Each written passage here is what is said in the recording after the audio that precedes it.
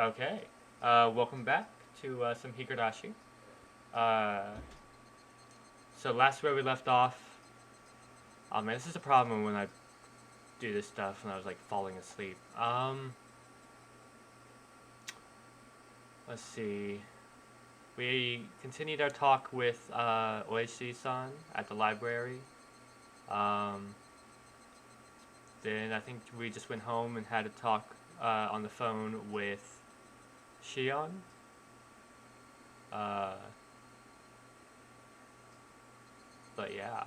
Oh yeah. We had found out that Takano-san and Tomitake-san are dead. Tomitake clawed out his own throat, and Takano-san was found half naked, burned to death, charred to a crisp. Oh, what's up, Ethan? Great timing to hop in. But yeah. So, yeah.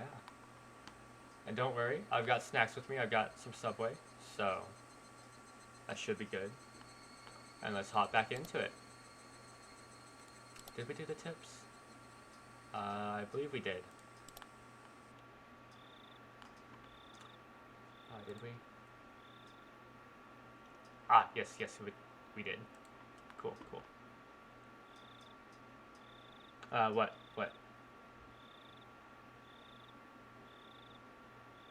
I'll pause here for a sec. What is it you want to know? I shall answer to the best of my ability.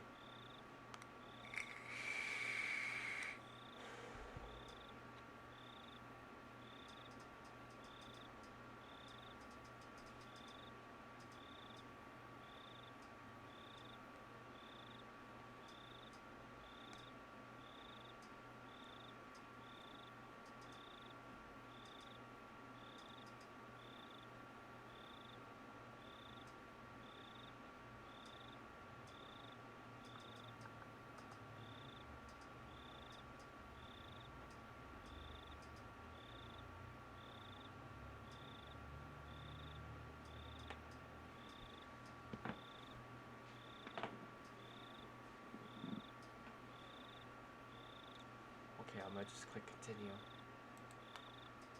What is it you want to know? There's no way I would be able to sleep. When she hung up the phone just like that, I realized for the first time what kind of situation I was in, as well as who the only ally who would support me was. I waited with bated breath for Shion to calm down and call me back. What would I do if the phone rang while I was sound asleep? No matter how long I waited, however, it never rang. No matter how long I waited, however, it never rang. Exhausted, whenever my mind started to wander, I would jolt awake as though I heard the phone ring. In the end, I brought the cordless phone with me into my futon and went to sleep with it in my arms. Nice. Oh.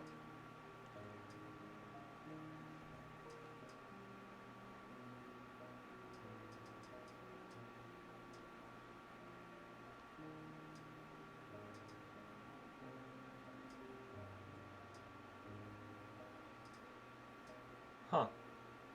You're doing okay, right? You're doing all good? Because if so, that's all that matters. But damn. Yeah.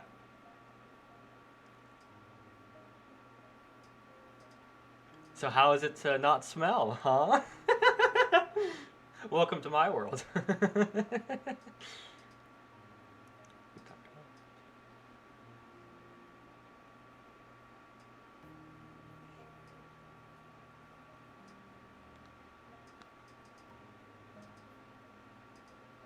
Yeah. Well, who knows? I don't know.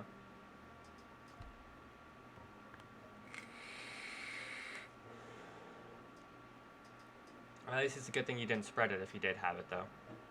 My dad keeps trying to... Okay, cool.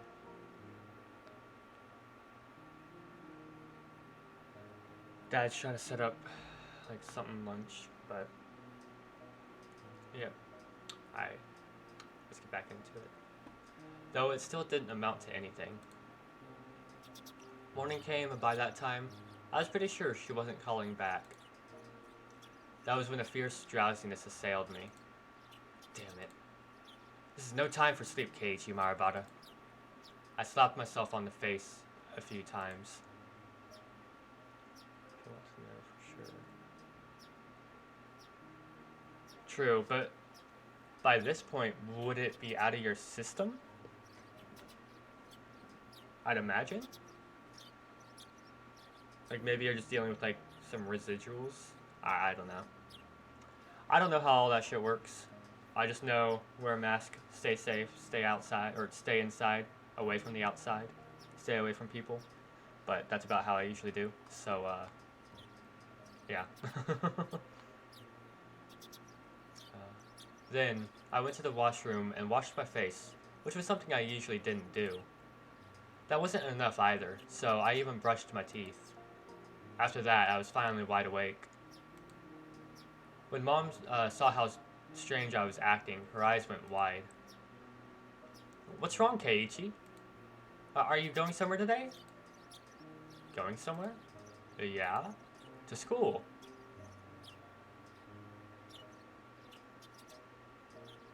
True. I mean, I still had, I mean, I don't know how certain it is I had it, but I did have, like, back ago, I think a couple months, I had got, like, my cough and all that stuff I was telling you about.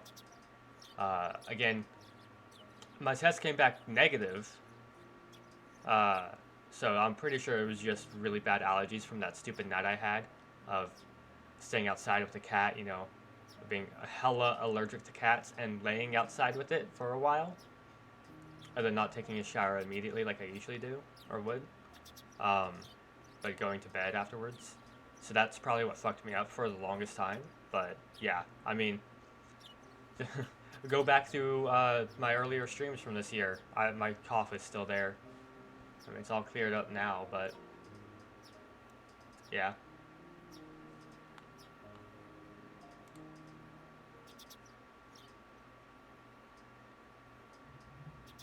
Keiichi-kun, you don't look so good today. Do you have a cold? I'm not sick. I just didn't get much sleep. If I space out and start talking nonsense, just humor me. I wonder what kind of nonsense you'll say, I wonder. Blood test for allergies? Oh. What? Fuck off, bot. I've been getting a lot of bots lately. It's annoying.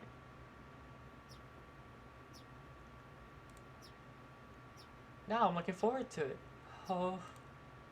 I felt utterly shattered, and I still hadn't picked myself back up from this morning. And for precisely that reason, Lina's honest smile was a sight for sore eyes. Yo. What's up, Kei-chan? Elena? Good morning. What? Michan, you look like you didn't get much sleep either. Mion had gone home early yesterday with a hangover, but she didn't look too good this morning either. Her usual cheerfulness was completely buried in shadow. Yeah, I went to bed like at 3. I'm a little tired. Oh yeah, speaking of this bad sleep, I apologize for missing this morning's stream. I promise I'll get my sleep under control at some point.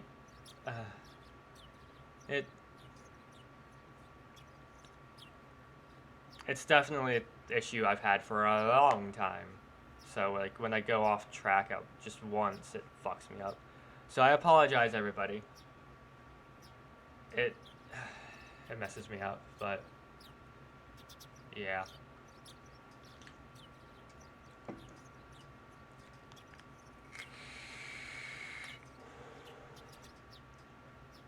There's only so much I can do with it, but it's whatever. Is it 3? Hey, now, you can't keep staying up late. You probably read the first volume of manga, thought it... Wait. You probably read the first volume of a manga, thought it was interesting, then read the entire series, didn't you? I understand. I've done that before. I joked, trying to shake off my sleepiness. I was trying to be, considerate. However, neither Mion nor Dana smiled. In fact, they didn't even pay attention. Then his expression immediately darkened. What? Wait. Is it about the mayor? He still hasn't been found? No. Hey, wait a minute. What are you talking about? You can't find the mayor? Even the classroom, which was normally bursting with bright, joking voices, seemed filled with a different sort of murmur today. Ooh. Oh yeah, that's right. That one of the tips we got was the late night phone call where Mion was talking to the mayor's son, I think, because the mayor's gone missing. So yeah. Good morning, Keiichi-san. Have you heard? It looks like some terrible things have happened. Or something terrible has happened. I don't really know this mayor person, but he's an old guy, right? Couldn't he just be wandering around senile? The mayor is certainly not senile. He's a sprightly man who can teach both calligraphy and swordsmanship. Cool. He probably got lost somewhere, like me. Hello, Sarika! Oh, I want to take you home with me! Getting lost is only cute because children like Rika can do it. Rika-chan do it. Oh, what? I don't know, man. A worn-out old man getting lost isn't moe in the slightest. I forget that sometimes I've been watching some like people play some visual novels that I've already seen. So it's just like funny sometimes people say mo instead of moe. And it's just like, yeah, I can see how they would think that. It's just funny. But while my mind entertains dumb thoughts like that, our teacher arrived. Everyone rushed to their seat. Fuck hiccups. Good morning, everyone. Good morning. Class greeting was normal, but the atmosphere in the room was heavy. Some of you may have heard already, but last night, despite the late hour, the mayor never came home. Is there anyone here who saw the mayor yesterday? One or two hands went up in silence, and they told her about having seen him. None of it seemed to be vital information, however, and everyone began whispering amongst themselves.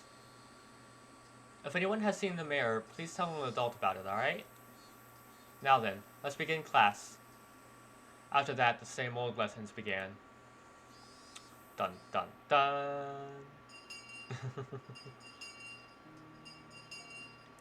The rumors, once quieted, blossomed in flowers again at lunchtime. I could hear a few different conversations. They were mostly related to the mayor's disappearance. Summing them all up, I came out with this. Yesterday evening, the mayor went to a meeting at the Shrine's Assembly Hall. The meeting ended after the sun had fully set, and everyone left. The elder's house was a bit far from the center of Hinamizawa. It was already late, and Hinamizawa doesn't have a lot of lights outside. Nobody saw the mayor after the meeting. However, because he could have been hungry, he wouldn't have taken side trips. He would have gone straight home. However, no matter how long his family waited, he never returned. Damn. Alright then. Some thought there might have been an accident. They left no stone unturned. They searched for from the irrigation channels to the water wells, and even in the rice paddies, but they didn't find them. Of course, there was a limit to how far they could search in the middle of the night. The police were going to wait for daylight, then have the young men of the town help search. If after all they still didn't find them, they were apparently even going to go looking in the mountains. Even now, at this moment, the adults were probably all searching for them. The more they searched in vain, and the more time passed, the only thing that came to my mind was the curse. The rumors of Onikakushi, of the demoning away. He had become this year's sacrifice to Yashiro-sama's curse, which had recently been occurring every year. Or had he? That scary possibility which everyone thought about but nobody could say aloud, was slowly but surely spreading throughout the village. Was he demoned away, and offered as a sacrifice to quell Yashiro-sama's anger? My classmates were whispering to each other that the curse didn't happen this year, so there shouldn't have been any sacrifices. I, on the other hand, I knew.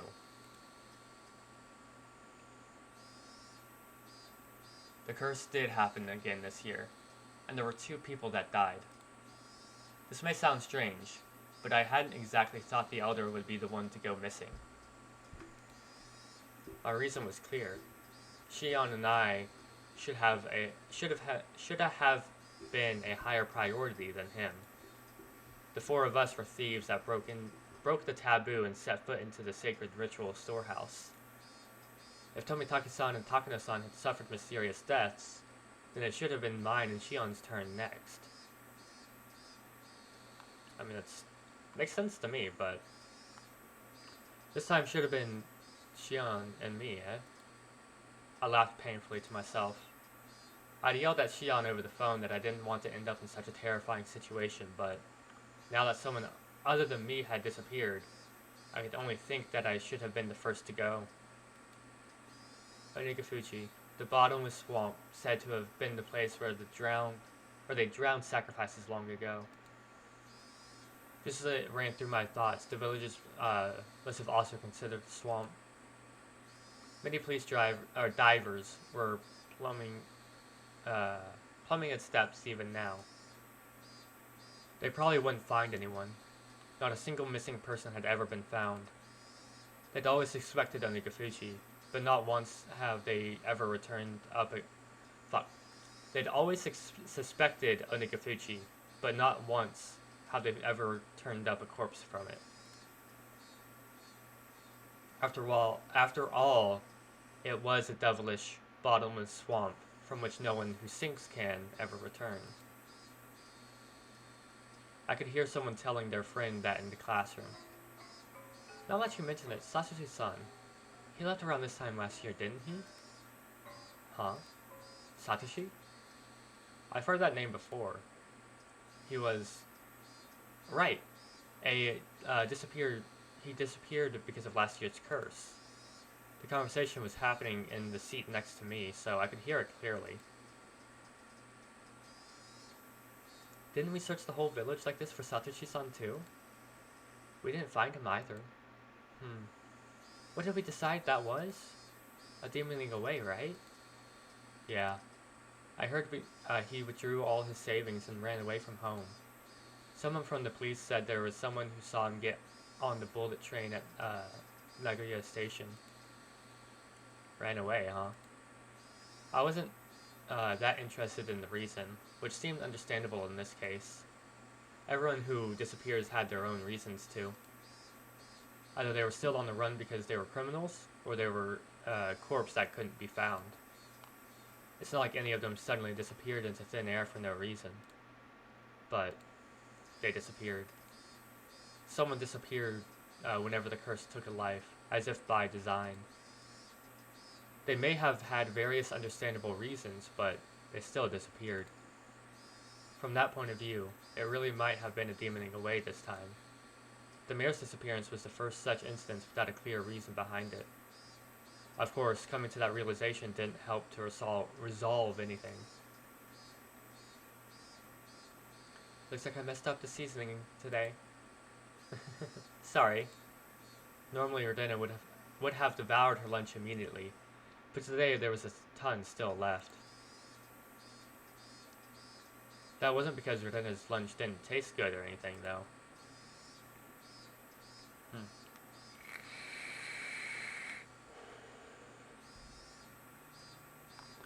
That isn't the case. Your lunch today is as delicious as always. Satoko dips her chopsticks into Renena's bento box and pulls bits of food out one after the other. Yes, delicious indeed.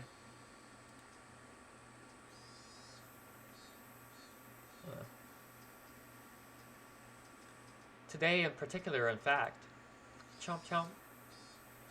I like to imagine that, because like sometimes they'll have it in the asterisks, and then other times like this they won't. So I like to imagine that the characters are actually saying chomp chomp. Huh? You know those are pumpkin croquets, right?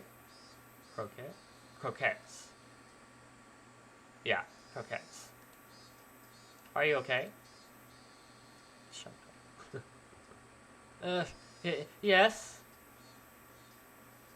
If it's your pumpkins, then it's delicious. Am I gonna be the one to make the joke? Did Satoko dislike pumpkin? Regardless, she forced herself to smile and shoved more into her mouth. Pumpkin pie is the fucking best. If anybody says otherwise, you are dead to me, okay? If anybody else says anything other than fucking pumpkin pie is the best pie, they're fucking dead to me.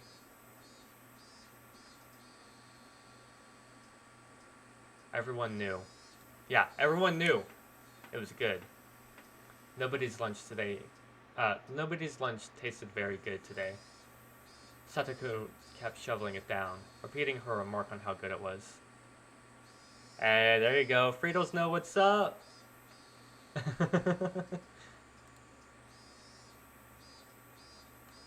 it's that good, then I guess I've gotta have some too. Satoko is gonna eat it all if we let her. Hey, it's just so good. So I would certainly like it if Keiichi-san were to try to eat some as well. Well, sometimes I have to show my adult generosity, right? Okay, don't hold back on my account. Eat enough for the both of us today.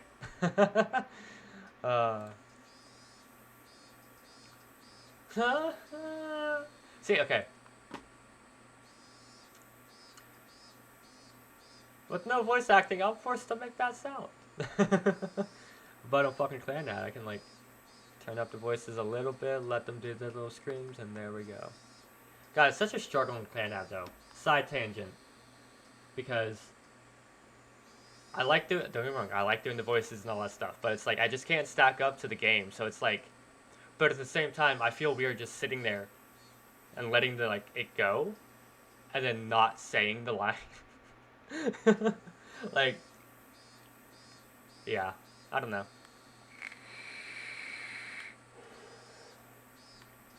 I may eventually just like move it to where I don't say the line, I just have it play out or whatever, and I just say my lines or what have you, but I don't know. I think I've got a rough 100 hours on that game to decide how I want to do that. So yeah, we ain't even like a tenth of the way through the game yet. She really hated pumpkins, didn't she? That made it all the more touching to see Satoko's own brand of generosity. I grabbed her head and started stroking it. Satoko, in somewhat exaggerated fashion, was bawling, tears streaming down her face. No way. You'll never grow up if you give away such good food. Rita, you eat too. I only have leftover vegetable stew, but it tastes great after having sat overnight. Yeah. The daikon radish has such a pretty color going through it. It looks delicious. I guess I'll have some then. This is a struggle as well. It's fucking cold, and so I've got socks on right now to keep my feet warm, but it's like so uncomfortable. I'm taking off my socks without trying to unwrap myself from a blanket. It is difficult.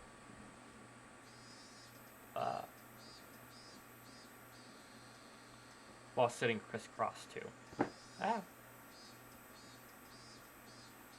Just don't be uncomfortable. Well, now I'm comfortable, so what up, bitch?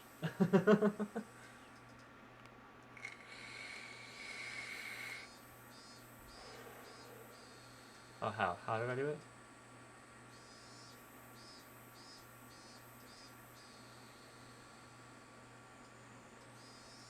Well, you win. I always win. I win. I beat the visual novel.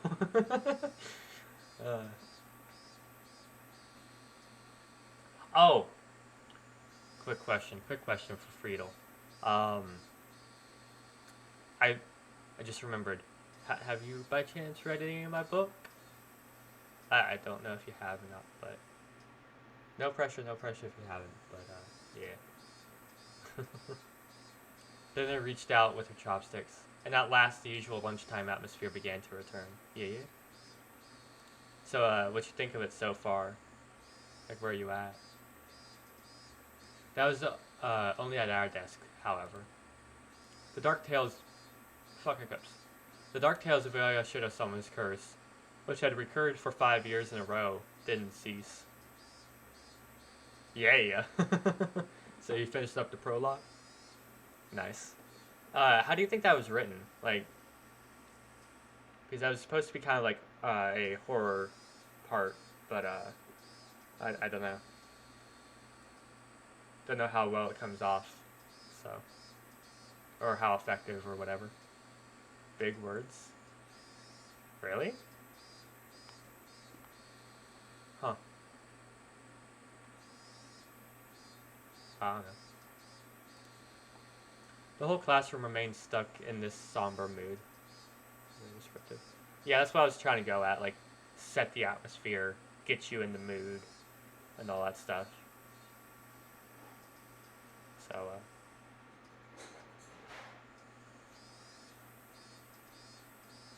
did y'all hear that?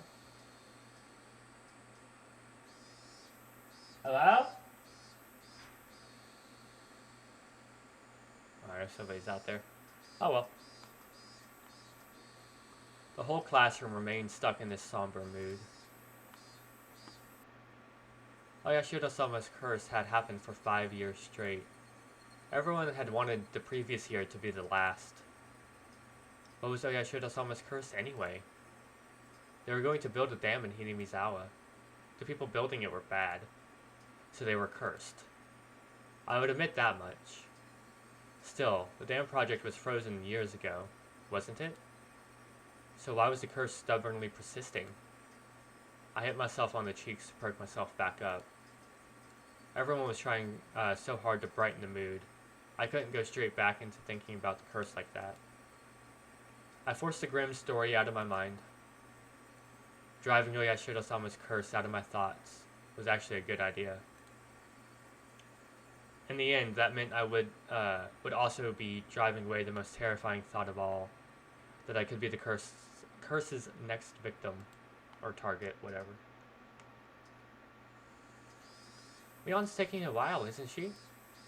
How long does it take to wash your hands? Mion had said she was going to wash her hands and left, and she hadn't come back yet. She's been an Onikakushi. She's probably taking a little afternoon nap somewhere. I think she was pretty late, or up pretty late last night, looking for the mayor after all. I smiled wryly and let out a sigh. Today was no good. However much we tried to lighten the mood, things always came back to the mayor. It was just a no-good day. I had just transferred here recently, so the shock of a curse happening 5 years running was an unimaginably big one. Maybe I do need to appreciate that.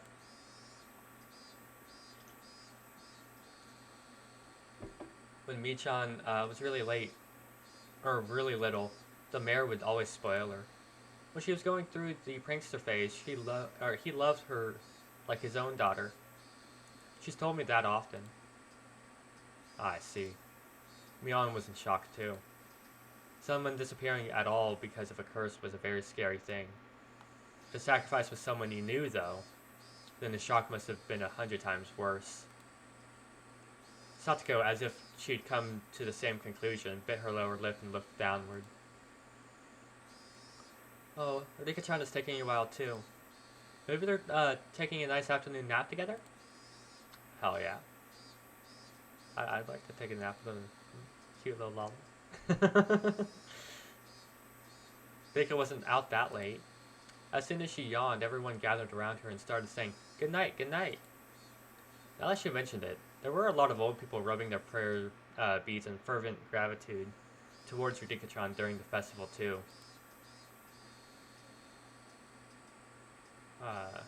An image of the indulgent elderly came to mind.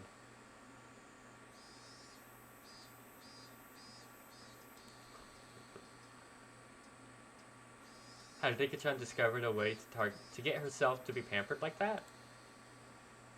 Is there a reason the old people treat Rika-chan like an idol? Is she their ideal image of a granddaughter or something? I don't know anything about that. But I want to see Rika-chan yawning. I was probably like, oh. Hell yeah. Exactly my thoughts. As soon as this shit kicks in, it's like, hell yeah. I want to take her home. I don't personally think it's that cute. It's more like a gah when she opens her mouth really wide so you can see the back of her throat. Her throat? The thing in her throat. Oh, that's wobbly. Oh! Then it's handy at times like these. I finally managed a heartfelt laugh. Oh, right. I'm on day duty today, aren't I? I need to go water the flower garden. The garden is right outside the teacher's lounge, too, so they can immediately tell if you don't do it right. I think Satoko-chan is cute. Not only Rika-chan. What?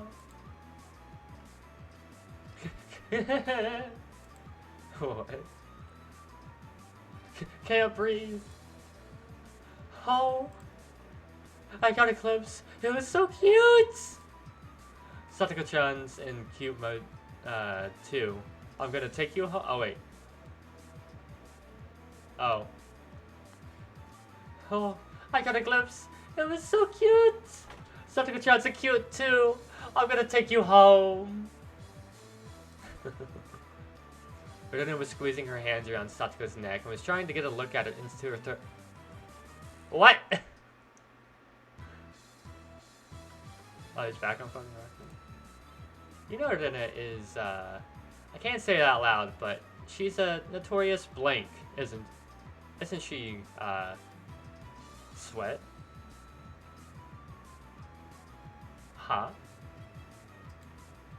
Hearing Satoko make a weird noise like a chicken being strangled was kind of hilarious, and I couldn't help but laugh. At some point, the classroom had erupted into laughter too. Maybe Rina was doing it on purpose. Even if she wasn't, this nonsense was a welcome sight. Hell yeah. Satoko getting choked out. Let's go.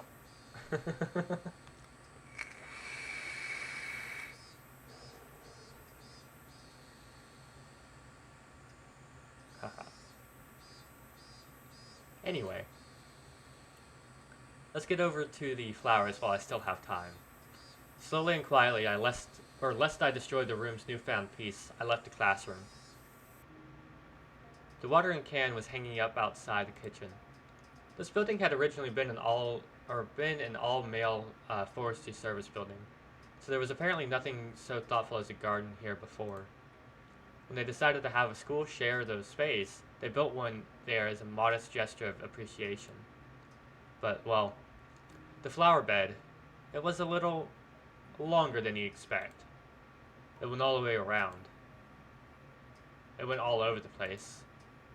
It was so big, one would need to refill the watering can 5 or 6 times to get it all done. So what you're saying is you can fit quite a few bodies in there. That's what you're saying. Sounds good. Those flowers are gonna look real beautiful. I was doing this together with a kid who was also, thankfully, on day duty today. She was in the lowest grade, though, and a full size smaller than even Rika-chan. Aww! Adorable. I couldn't make a kid who would struggle just to lift the full watering can help me with this. For this, I was placed. For this, ah, for this, if one was placed on duty, day duty with someone like, fuck. For this, if one was placed on day duty with someone one liked, they'd do it all for you, so it'd be cake.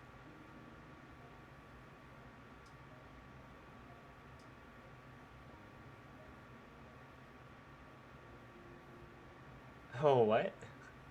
Oh, a little longer than I expected. Wait, for what? No point in blaming her. I give up. I'll just get started. Watering can in hand, just as I was about to leave the building, the old man from the forestry office addressed me. Sonny, there's a vegetable garden behind the warehouse, right? It's all just about dried up. What's up, Daddy? How you doing? How you doing? Or I should address you properly. How you doing, Daddy Carlino RXT?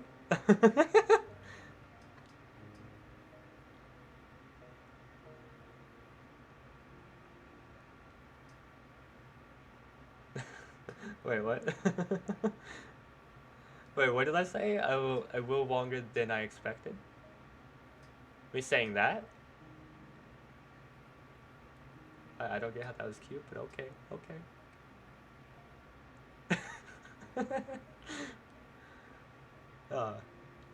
It's nice to have you here. Hello. How you doing? How you doing? What about two, would you? Oh, you mean that curry vegetable garden? The one with the potatoes and carrots and the other things that are only ingredients for curry? It's definitely the personal garden of our curry-loving teacher, but making students responsible for its upkeep is getting them involved in her personal affairs. Come on, good at me. Good, good, good. I couldn't say that to his face, though, so I gave up and decided to carry out my day duties. He said duties. The sunlight out front was strong. The great chorus of cicadas was strongly underlining how nothing was different today than yesterday.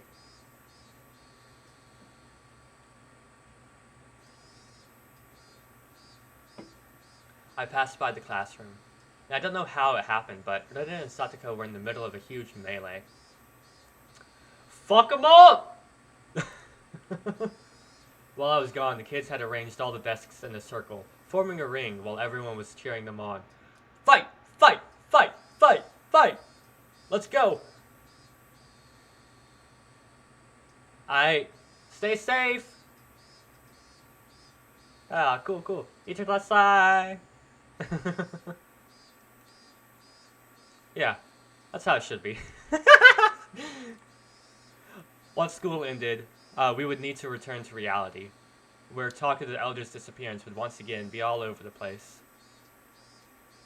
I wanted everyone to forget about everything and have fun, just like yesterday, if only while they were at school. In that sense, Satoko's whirling elbow and Rena's backwards flying spin kick made for a pleasant sight. Holy hell, I want to see this. I want front row seats to this bitch. Let's go. Even if, as a result, they flipped over my desk. Ah, my pencil box! I'll just let it happen today.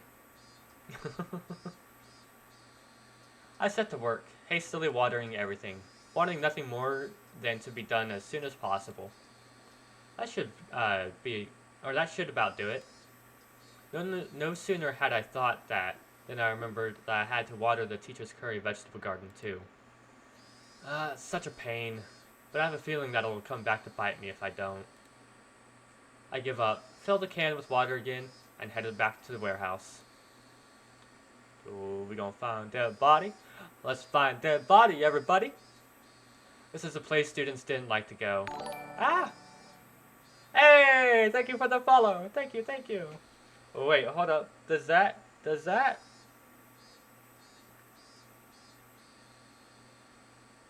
Hold up, hold up. I think that put me at 50 followers. He got me affiliate daddy. Thank you. Oh, shit. Thank you, thank you. Oh, woo, indeed. Oh, woo. Alright, you know. Make sure you go get food, okay? Eat. Make sure you eat. Stay healthy. Stay good.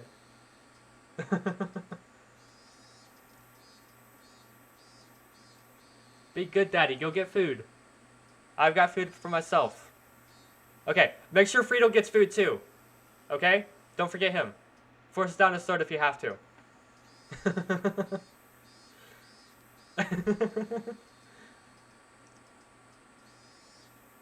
No, you're supposed to fuck me. Okay, bye. See you in a bit. Take care.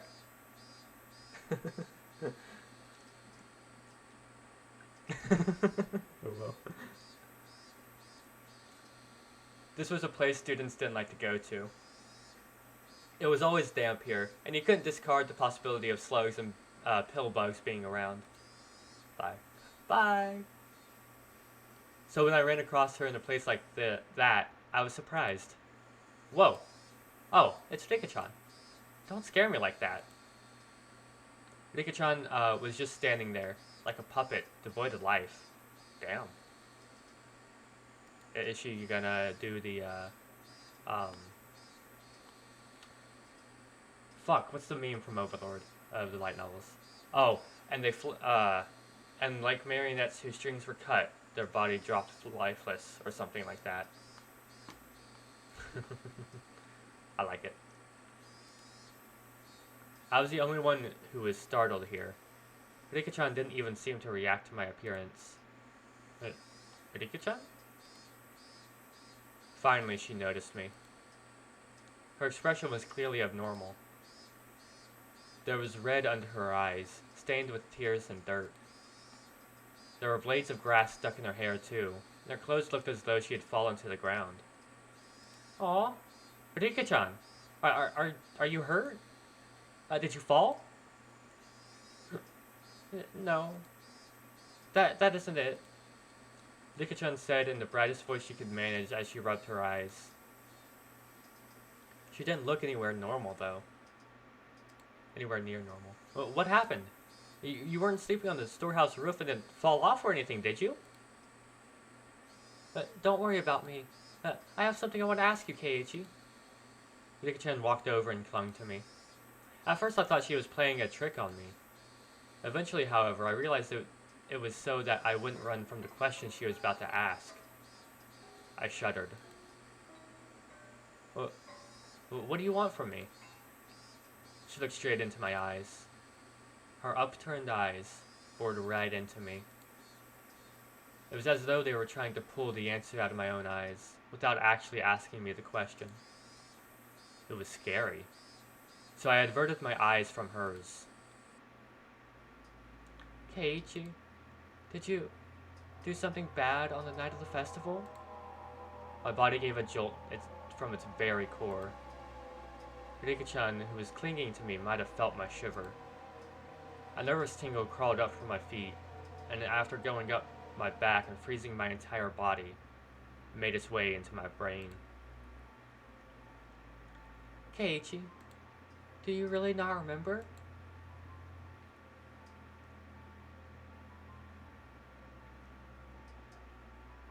Okay. My head began to throb.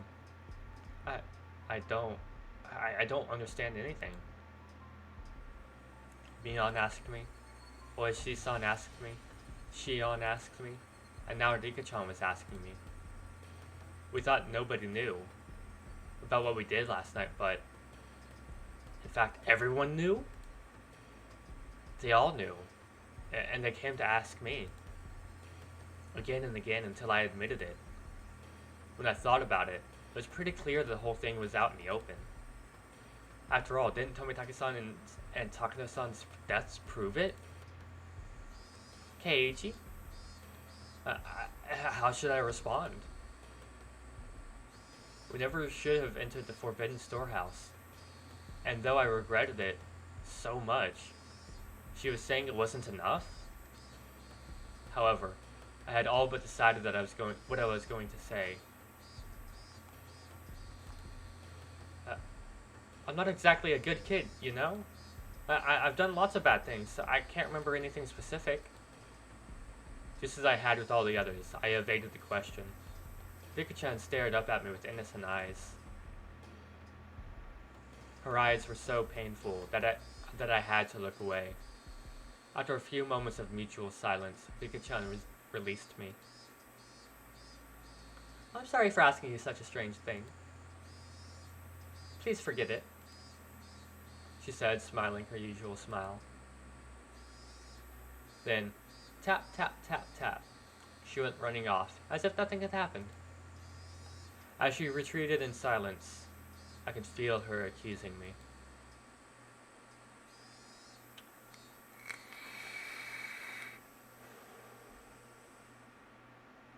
Ooh. Interesting, interesting. Ooh, silence. Rika-chan! She didn't even hear my voice. Then I was going to give up. Or if she didn't hear my voice, then I was going to give up. However, she heard it. Rika-chan swiveled around and waited for me to continue. I was the one who had questions now. Still, asking any of them could just be a half-assed way of admitting what I had done. Hey, Rika-chan? What is it? If everyone knows anyways, then I should be able to at least ask this, right? Why is everyone asking for me about the night of the festival? That evening. Had I done something that wrong? I felt plenty sorry about it, and I only looked anyway. I didn't break anything or steal anything. Or really? Still, Tomitake-san and Takano-san, they died so miserably. Since those two had come to such an end, there's obviously no way it would ever forgive only me. Rika-chan cutely tilted her head in confusion, and waited for me to say something. If I were to admit what had happened that night, though, she might suddenly do a 180 as if flipping a switch. Comfortable. Wait.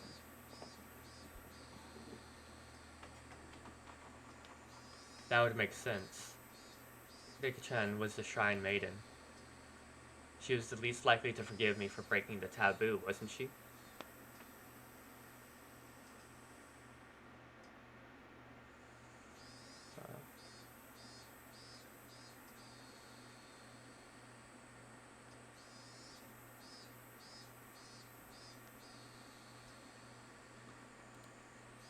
Upon reflection, wouldn't telling her be more terrifying than telling Mion, or was she?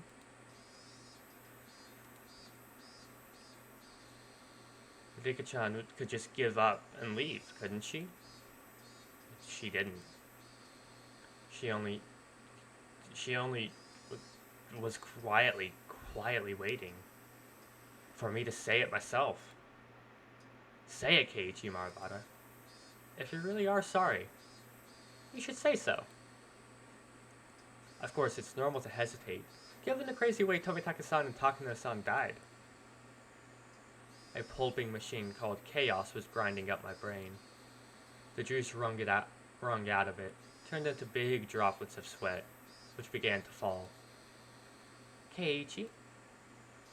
Rika-chan suddenly straightened up, trying to pat me on my head. I really don't understand what you're worried about, Keiichi. I had nothing to say to that. I lowered my head a little so that Rika-chan's palm could reach it. Good boy. She petted me, She petted me, kind of like one with a cat. Do you know about the big storehouse a little way behind the shrine grounds? It stores the implements we use for rituals. My breath literally stopped. Radika-chan, though, wasn't acting in a coercive way at all. Apparently on the night of the festival, a cat snuck into the storehouse. A cat? Yeah, a cat. Meow meow. Radika-chan knew. She realized I was in fear. I could tell she was desperately trying to choose the right words so that she wouldn't scare me. That cat always wanted to explore inside the storehouse, but I was mean to it and never let it go inside. So on the night of the festival, the cat couldn't hold itself back any longer and went inside. The cat. It was clearly supposed to be Takano-san. Or, wait, was it supposed to be me? Inside, there was actually lots of things that could scare the cat. Radika-chan made a cute gesture like a ghost was coming out to frighten me. The cat was both terrified and amazed. It ran away as fast as it could. Clatter, clatter. Shiver, shiver. Meow, meow. It was terrible. This cat, who are you saying it is? Or was? The cat is a cat. Meow, meow. Rika-chan still avoided saying it. The cat, though, was without a doubt me. Rika-chan, please, tell me. The cat, what should I do now? Maybe it was a desperate question to ask. I had sort of admitted to being the cat. The cat is just a cat, so it can just keep meowing and everything will be fine. Everything will be fine? That's stupid. Shouldn't it just keep meowing? Jeez. Rika-chan and I have put together an entire conversation using cat as a code word. I didn't say it directly, but I had already admitted it. I didn't want to end up like those two.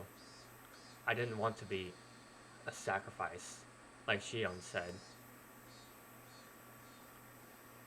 That's what I thought, so I stubbornly remained silent. But now, that's enough. I just can't keep meowing.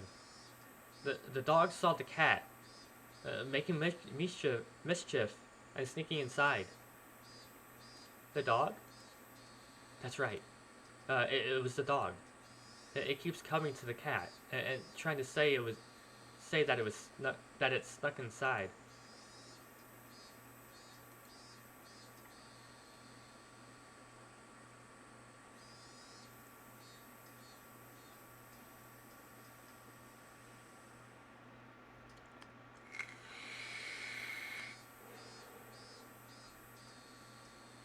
After I said that, Rika-chan's expression clouded over.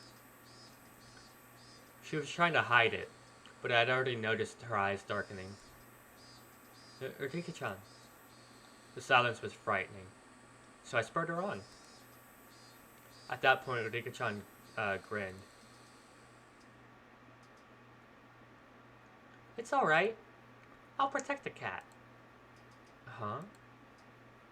I thought for a moment that I had misheard those words, so dependable they were. The cat is really scared, but it really isn't all that bad. I think all the dogs are just misunderstanding. Huh? It's not all that bad? The cat is worrying too much. I'll do something about it for sure. Rika-chan will do something about it? I don't even know left from right at this point, so Rika-chan didn't look all that dependable. It might be hard, but I'll do my best. Go for it, yay! She clenched her fist and stuck it in the air. Rika-chan said that the cat could just keep meowing. She said to leave it all to her.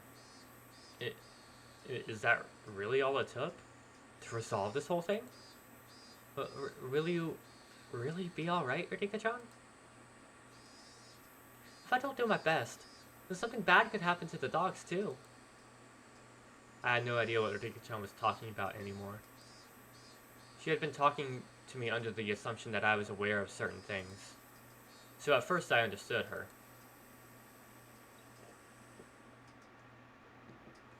Around the middle, though, I stopped understanding anything.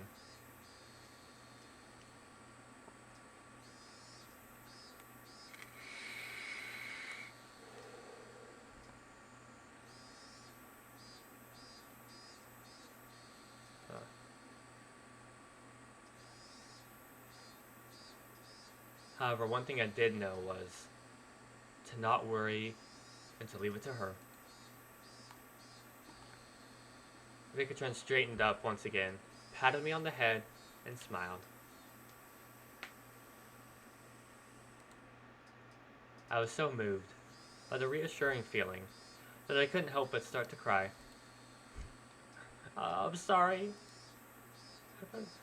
The cat, it really was. It's just a bit of little mischief.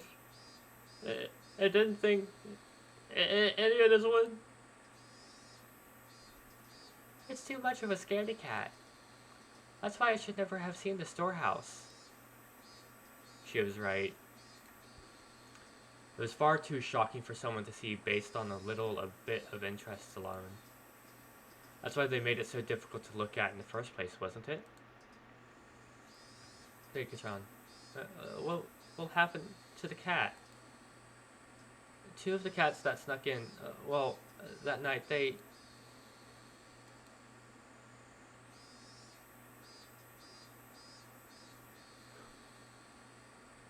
I'd heard Tomitaka-san and Takano-san's deaths were being kept a secret. Rika-chan might not have known about it. Tomitaka and Takano? I gave a start at the sudden mention of actual names. Though it's weird to do that at this point. You should forget about them. So, my spine froze again. Okay. I mean, if she knows this much, it'd be safe to assume she knew. I mean, seems pretty logical.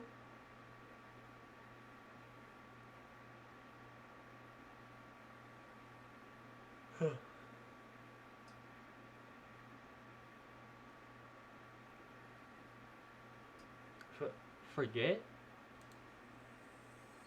Yeah. It won't do any good to remember those two, Keiichi. The more you think about it, the scarier it will get. So you should forget about them as soon as possible. She said something so enormously terrifying, without letting the smile on her face waver at all.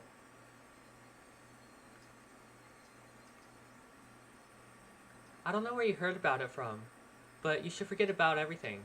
Make your mind as clean and scrubbed like bathtub. Forget? Rika-chan, you know, don't you? You know how those two died? No matter how they did, or how they died, it has nothing to do with you, Keiichi.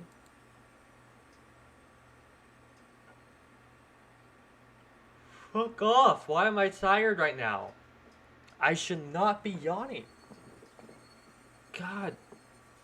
Fucking hell.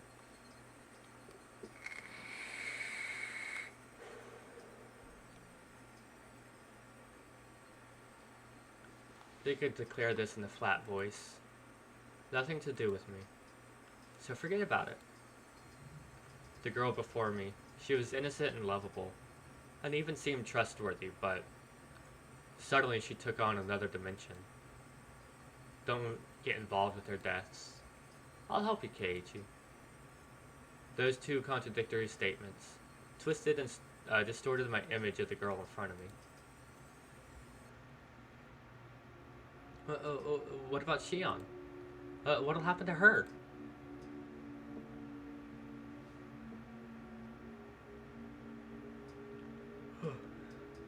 It might have been dangerous to mention Shion's name, but I couldn't stop myself from asking. Rika-chan saw through everything anyway. There was no way I was going to fool her or keep anything from her at this point. The younger of the sister cats? Meow meow. Yeah, the little sister cat. Rika-chan appeared to think upon this for a moment. It was hard for me to endure even this momentary silence. The big sister cat is angry. The little sister cat did something bad, so she's really mad. The big sister cat. That could only mean Mion. I recall being questioned by her yesterday. Keiichi, the big sister cat is not in a good mood at all. I think we should leave her be alone for a little while. Not in a good mood? Those words sent a shiver down through me. Mion was mad. She was mad that we entered the ritual storehouse. Let's stop having club from now on. Huh? Why? I think we should leave her alone. What? My bad, didn't realize you were streaming. Fucking dumbass.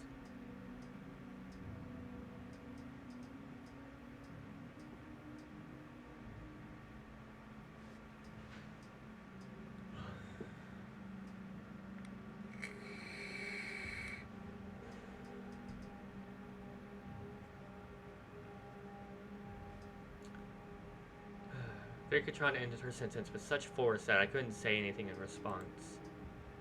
Hey, Keiichi Maribara. Don't disobey Rika-chan right now.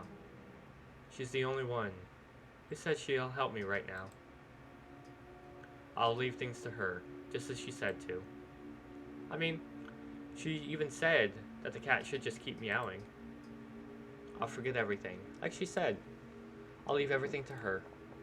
I'll forget everything about Takano-san and Tomitaka-san and what I did that night.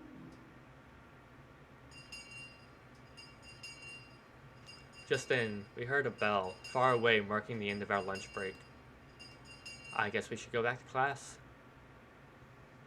Keiichi? Fuck. As if she had noticed how miserable I was, about to leave everything to her and flee the scene, Rika-chan called out to stop me.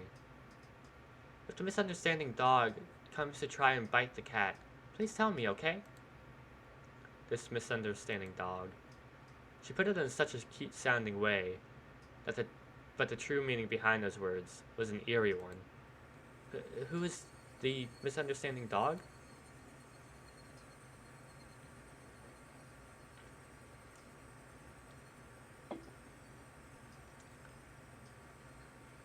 The dog that bit the mare. I don't know why it did that. If it was going to bite anyone, it would have been the trickster cat first. The flow of blood in my body felt like it completely stopped for a moment. Rika-chan had admitted it. The sacrifices of that terrible calamity. She admitted that if they were to happen again, it would be Shion or I.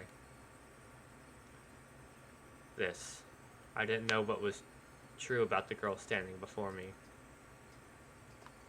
My suspicion gave way to fear. I nearly began to change into anger. Was she a savior who would protect me? Or a stranger trying to capture and kill me for the sake of a horrible tradition? I had no idea what was true.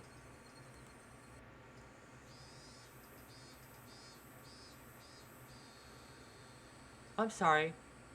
The cat is already scared. That's something to scare it even more. I really am sorry.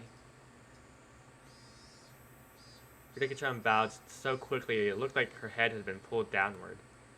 Still, she was right. I was cowering. I could distinctly feel my body shaking violently. Fuck hiccups.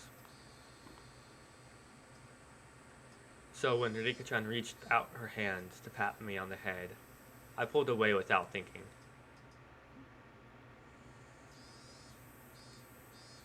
I'm sorry.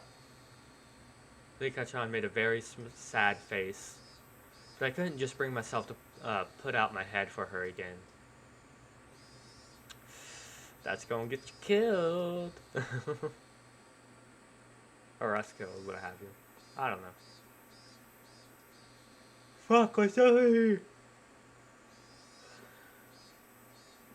Why? Why am I tired? I should not be tired. I've only been up for like 4 hours now. 5 hours.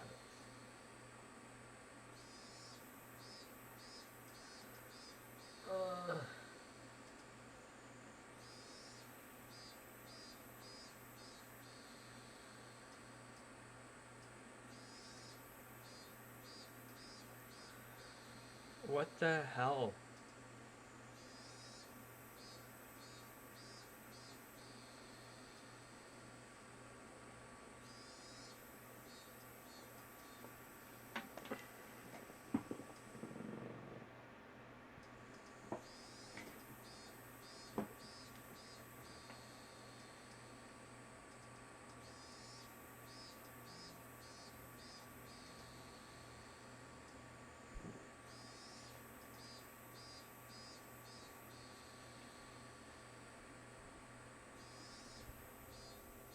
Here you go. Hold up.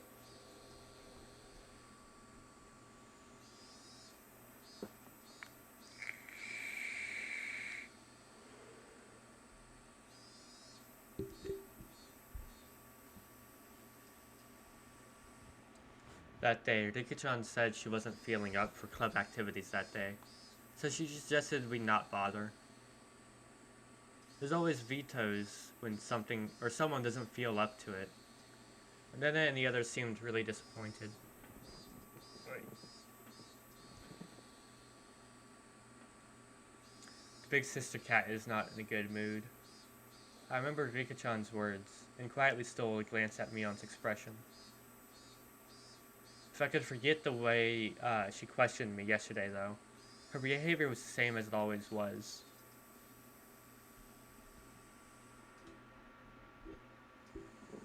Oh.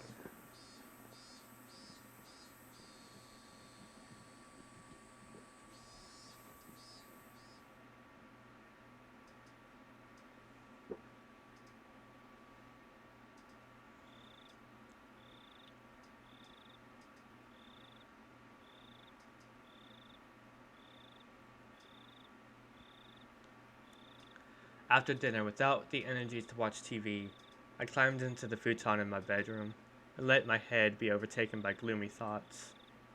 I told Rika-chan anything and everything. She had seemed trustworthy at the time, but had that really been the right choice? The more I looked back on it, the less I understood what Rika-chan was saying. Not only did she know about Takana-san and Tomitaki-san's death, but she spoke of them as if they were as if she was a concerned party. After all this time, in my futon, I began to tremble fiercely. Had I been lured by Rika's sweet smile, and told her things I shouldn't have? I should have continued to feign ignorance. I shouldn't have shown her such a weak side to me. My emotions were a mix of regret and fear, and it colored the darkness of the night with an additional layer of terror. Suddenly, a knock. I might have yelped, that's how surprised I was. Keiichi, I've been calling your name for a while. You have a phone call. It's from Sonozaki-san. Oh, it was Dad, not Mom. Whoops. Wrong voice. I reached out for the cordless phone through the gap in the door. Sonozaki-san? Which one? The older sister or the younger? I don't know. Ask her yourself.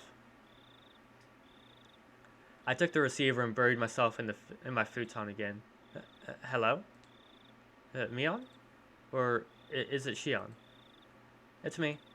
Shion. Good evening. I practically jumped out of my bed. It was Shion who I had hoped so desperately would call me back last night. Shion, sorry about last night. I got all riled up. Okay, hold up. I'm gonna try to get coffee. Or, well, more comfy, but...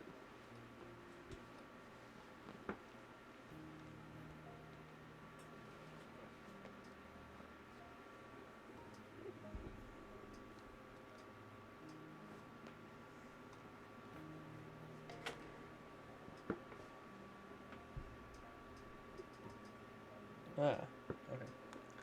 I'd heard what sounded like a deep sigh on the other end.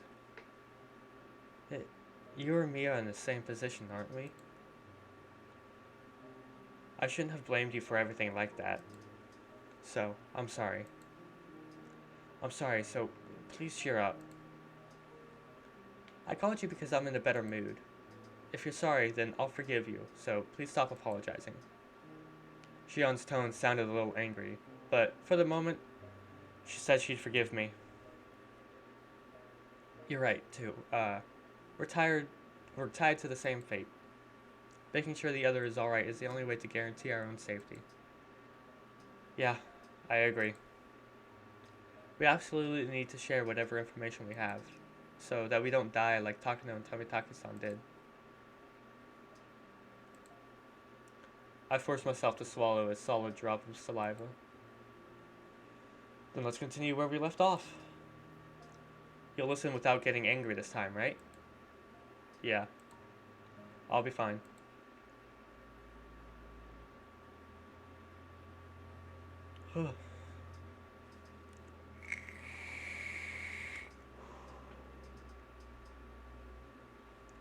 Firstly, it seems sneaking into the ritual storehouse was more of a taboo than we thought.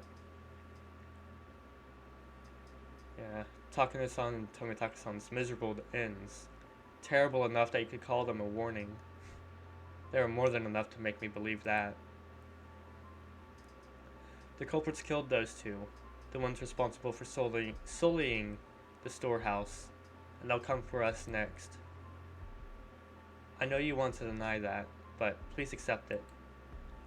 It'll be too late to believe me after you've disappeared, okay? I got it. You can never be too careful after all. I don't want to accept it either. To think that sneaking a peek at the Museum of Torture Devices deserves a death like that, I don't want to believe it. That's what a taboo is.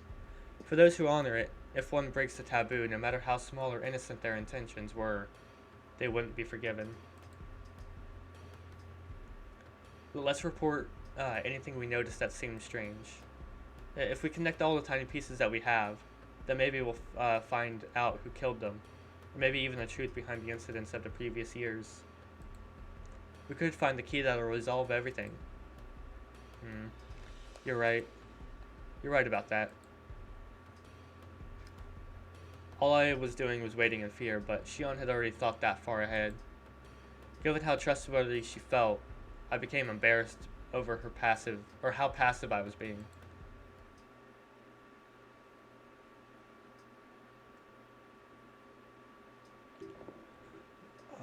Fucking hell.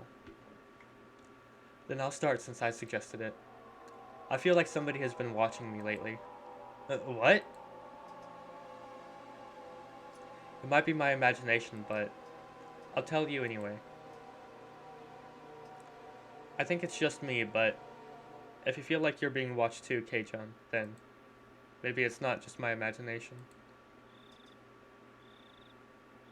Don't worry. At the very least, everything's been fine for me. I think. As I spoke with Shion, I thought back on today. I had no grounds to say that everything was fine. I see. Then I suppose it was my imagination. But you should be careful too, Kei-chan. Be especially careful when you're out by yourself in public. I'm in Okonomiya, so I won't be alone very often, but you live in Hinamizawa. There'll be lots of times you'll be alone. Please be extra careful. You're right. Yeah, I'll be careful. Also, about my sister. Has she been acting strange lately? Your sister. Oh, Mion, right. What do you mean by acting strange? Well, yesterday she came to me and asked me where I was on the night of Watanagashi. Well, that she asked me too. The day before yesterday, I think Mion asked me. I see. I told her I wasn't there. What did you say? I did the same thing. I just dodged the question. Oh, what's up, Flap? What's up? How you doing? How you doing? Both of us gave a quiet sigh of relief. Ever since the night of the festival, my sister has been acting strangely. We can't be too careful, so just be aware, okay? Mion was acting strangely. Okay. Aside from her asking me about the night of the Watanagashi, she hadn't seemed too out of the ordinary. Ooh, cool, cool. You wanna go? You wanna try drawing me? It's going pretty good. Going pretty good. I'm kind of annoyed right now because I keep fucking yawning. Oh, speak of the devil, fucking hell. But yeah.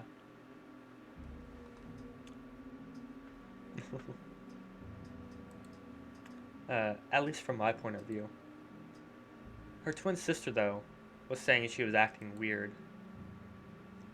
Maybe it was such a slight change that a stranger like me wouldn't be able to notice. Got it. I'll start being careful. I'll always have Rena with me on my way back home from school, so I shouldn't end up alone with Mion very often. Please be careful. If there's anything that's bothering you, you can tell me. Alright.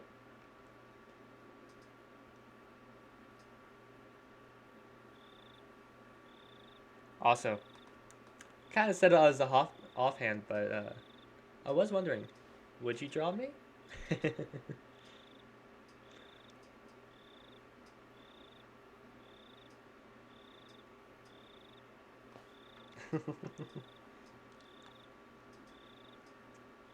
Cool, cool.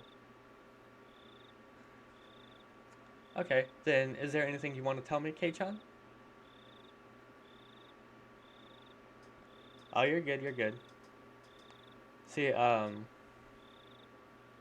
it's been a fat minute since I've drawn, like, in general, but, like, for myself, I tried to draw, or tried to learn how to draw, like, anime style. Trying to go from, like, realism to, like, anime style is so hard. I hate it. I don't hate it, it's just difficult.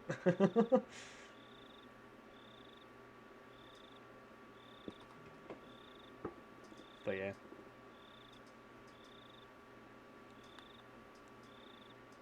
Okay. Then is there anything you want to tell me, Kei-chan? My turn. That's right. Maybe I should report on Oishi-san asking me the same question at the library. Well, I mean, I'd say draw me. I'm saying draw me. You know?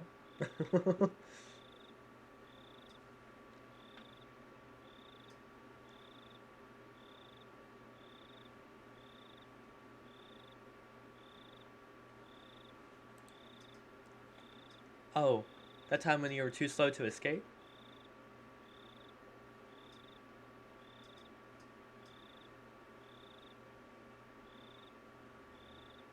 Yeah. Yeah. I mean, don't get me wrong, it's really cool. I like the style and all that stuff, but it's just like, it, again, going, like, for me personally, I would always take pictures of somebody and draw them, like, as realistically as I could.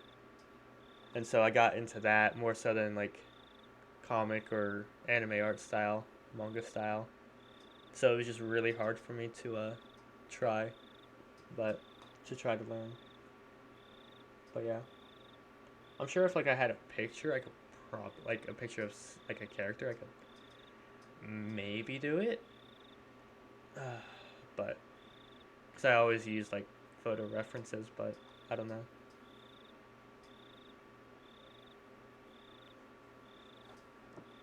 Oh, that time you were too slow to escape? Yeah.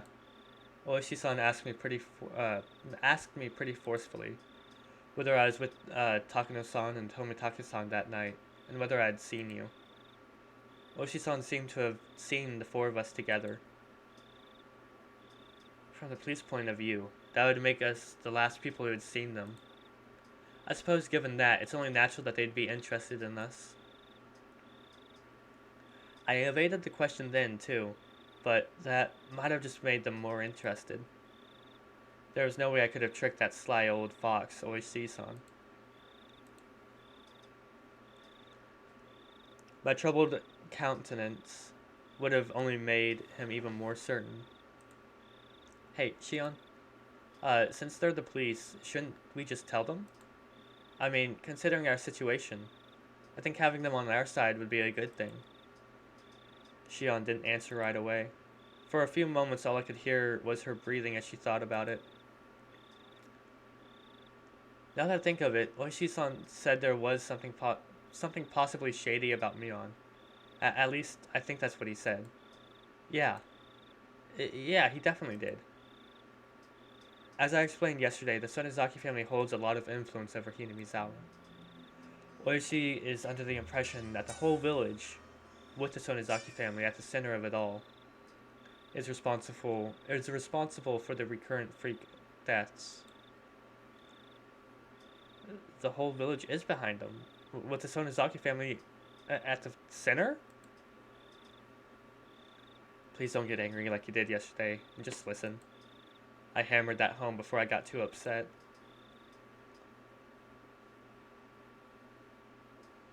During the Hinamizawa Dam Wars, the priest who everyone was anticipating to lead the anti-dam movement acted as though he were unrelated, so the Sonozaki main house rose up to take charge. My sister told you about all the battles that happened, right? Yeah. All of Hinamizawa got together and fought as one. They held protests, brought it to the court, and even appeared on TV. In reality, there were many things that happened that were far more extreme. Under the surface, the Sonozaki main house was doing all sorts of illegal things to oppose it. They were acting illegally? For example, they would sneak into the construction site in the middle of the night and steal equipment, or break it, or put sugar cubes in the gasoline tanks of the construction vehicles. Sugar in their gasoline tanks? Why would they? You don't know? It's practically the representative guerrilla tactics. It was used by underground organizations in France in World War II for one. When you put sugar in, the engine starts burning out and breaks down. Or gets burned out and breaks down. That's pretty bad though, isn't it? Damn. It was destruction of property and nothing else. Or nothing less. When they beefed up the guard at the construction facility, the family turned to attacking important construction personnel who worked there. The government officials who had given permission for the construction, for example, received all kinds of threats. Not just people from the prefectural office either. Apparently this reached as far as the Ministry of Construction. As far as I've heard, they even kidnapped a child once. Kidnapped? Yes. The child of an important person in the Ministry of Construction who was in charge of the Hinamizawa Dam got spirited away.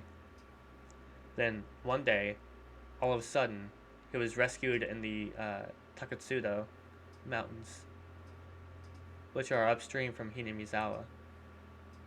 Apparently there were never any criminal accusations, but people whispered that it had been a threat to stop the dam construction from happening. Besides that, there are stories about so many different threats that I couldn't possibly list them all. Damn, this family no joke. That's... wow. That's sort of bad, isn't it? Not sorta. Right in the middle of the whole damn thing, the first incident happened. That's when the dismemberment of the construction manager occurred. People whispered that the Sonozaki family had brought out the principal offender, but of course he fled and they still haven't found him. Or bought out the principal offender, never mind. Once you put it like that, the Sonozaki family definitely seems suspicious. Oishi-san even seems to think that the criminal was erased, so he wouldn't talk, which is pretty reasonable of him. It's even enough to make me think that the Sonozaki main house is doing some really shady things behind the scene, even though I'm related to them. Are you telling me to believe that? That the Sonozaki main house where Mion lives has done all those bad things? You're telling me to believe it? Even if you don't, Kei-chan, the villagers do. While they opposed the dam in upright and lawful ways, the Sonozaki house did the dirty work for them. Everyone believes that. They fought at the front, so they take the brunt of the criticism. So they're respected as sorts of heroes of darkness. Huh.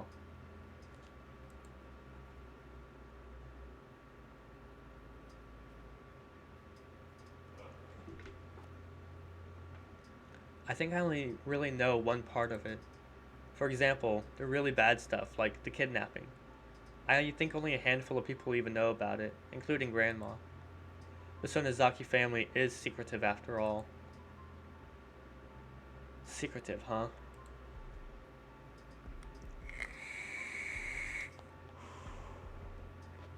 What if I need to refill my tank?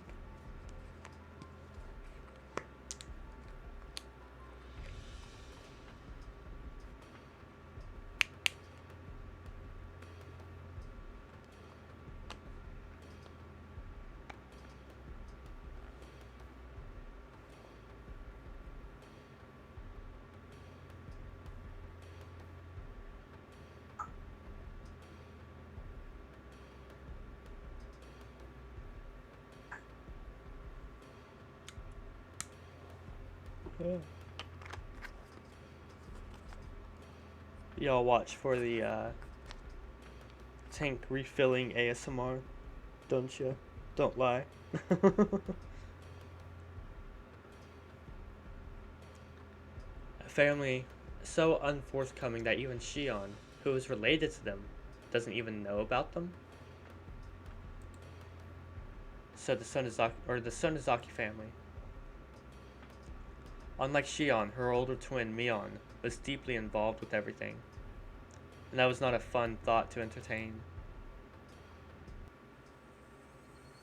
My sister, though young, was the one who acted as the center of the illegal resistance movement.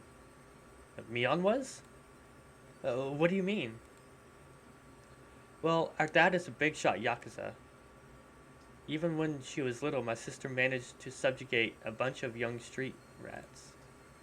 Then she played all sorts of tricks on them, just genuinely got in their way. Mion did that? Now she's pretty laid back, so it might be hard to imagine. They put her in charge of everything from property damage to threats and even acts of violence. Though since she was a kid, they could get her released pretty easily. She learned that her age could be used as a weapon. Oh my god. Okay. My favorite girl may have to be Mion then. Let's go, let's go. It may have been indiscreet, but I couldn't help but chuckle dryly. She may have been young, but she was certainly still Mion. Even back then, she had already been known for her craftiness. It's nothing to laugh about. Please take this seriously. Sorry, I didn't mean to. Shion had gotten pretty angry at me. Well, her delinquency soon got her into a position of authority in the Sonozaki main house. It's not unthinkable that Oishi-san suspects them for the dismemberment incident and the later ones too. For a few moments, I was dumbstruck at the tales of Mion's past. none of them matched the image I had of her. A younger Mion, dirtying her hands with all sorts of crimes, giving the damn construction project hell. As the successor to the Sonozaki main family, she was always right at the center of the vortex of strange incidents occurring year after year. Was that really the Mion I know? Maybe the one I know isn't the real Mion? I couldn't figure it out. I couldn't bring myself to accept these images of Mion I was hearing from another person. Well, back to the main subject. I just wanted to tell you, or I just wanted you to know that my sister is someone worth being cautious around. Please be careful. I didn't want to understand. Mion was a fantastic friend. She would never do something to back me into a corner like that. She did ask me pretty harshly about the night of the festival, but even that, it wasn't like she said it in a mean way or anything.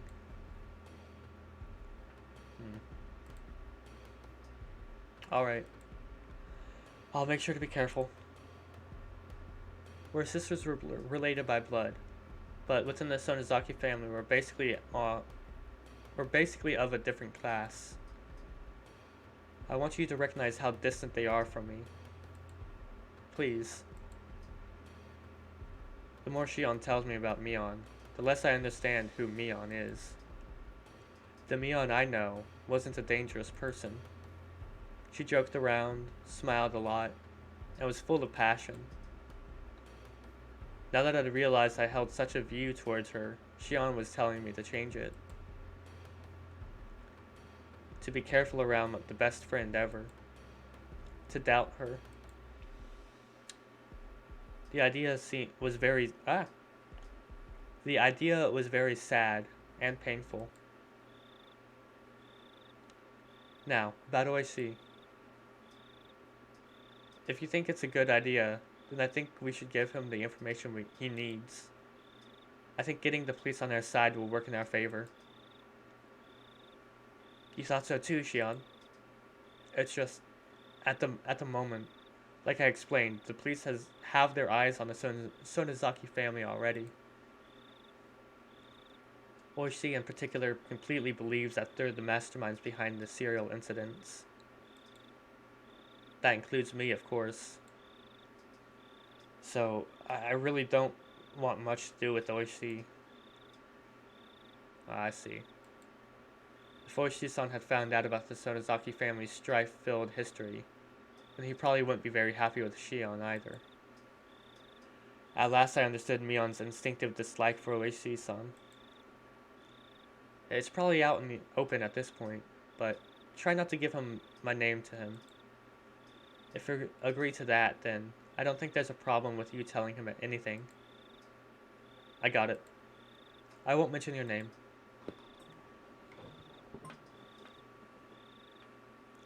The police's investigative abilities should be quite a reliable weapon for us right now.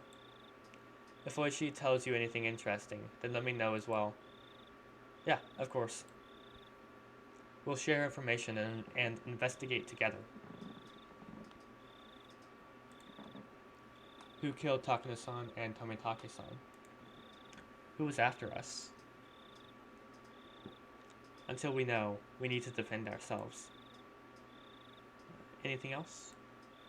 Besides what Oishi told you, I mean. If anything has happened, no matter how minor, please tell me.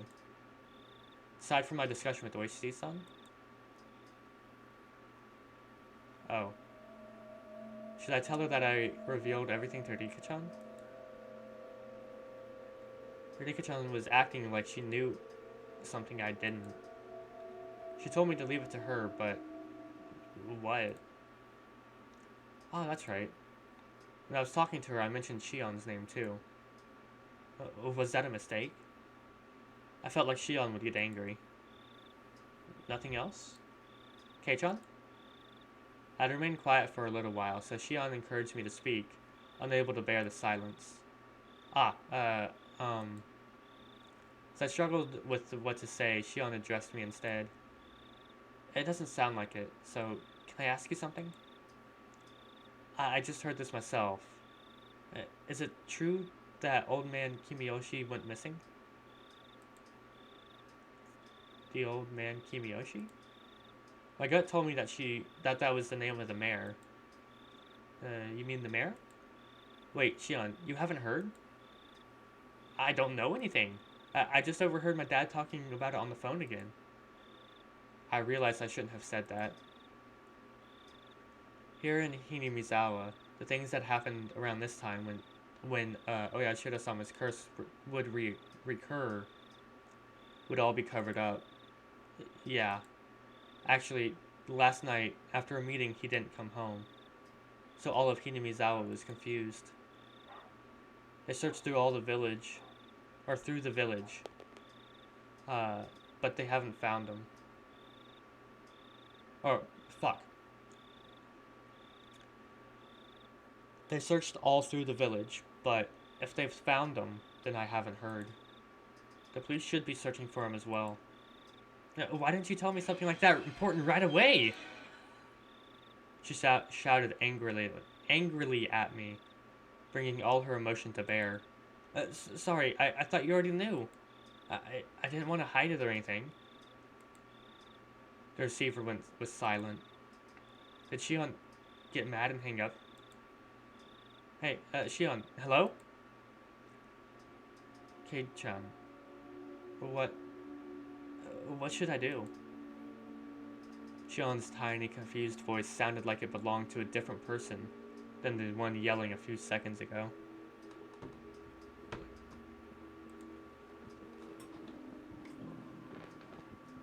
What's wrong? Tell me. We're not keeping secrets from each other, right? Shion hesitated for a long while, but then she confessed. I'm sorry. I didn't mean to hide it.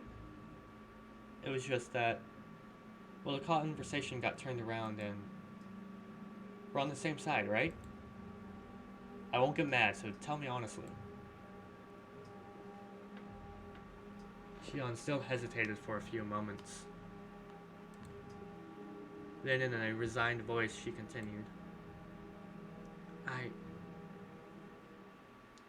Old man Kimiyoshi, I told him everything. Shion seemed to think I would yell at her right after she said that, so I heard her catching her breath. Contrary to what she thought, I was a little relieved. Wait. Sit back up. Wait. Shion had done the same thing I had when I confessed everything to Rika-chan. So, in as gentle of a voice as I could, so as not to set her off, I responded. Old man Kimiyoshi. He's someone you feel comfortable confiding in, Shion. Yes. When I was little, he was really nice to me. Shion felt the same pain as the rest of us from the mayor's disappearance. She had a different kind of strength from me on, and as she continued, her voice sounded truly sad and pained. All I did was play tricks on him, but he would always just smile. He listened to anything I had to say. He was such a kind person. Calm down, Shion. It's not like he's dead, right? Don't lose heart so easily. Shion didn't answer. Even as I said it myself, I didn't think we'd ever find the missing mayor again. We probably wouldn't even figure out if he was dead or alive. Shion must have been thinking the same thing. That night, I told the mayor that we snuck into the ritual storehouse. Also that someone saw us and was out to get us. Does the mayor know how absurdly Takano-san and Tomitaki-san died? Yes, he knew about it. I told him that they died by Oyashiro-sama's curse, and that I could be made a sacrifice to calm his anger. I just said it straight out. Right. No, what then? Old man Kimiyoshi didn't get angry. He smiled and told me that if I was properly sorry about it, then there was no way I'd be demoned away. He was really smiling. And he told me to leave it to him. Ugh. Until Shion stopped sobbing, I was unable to find any words for her.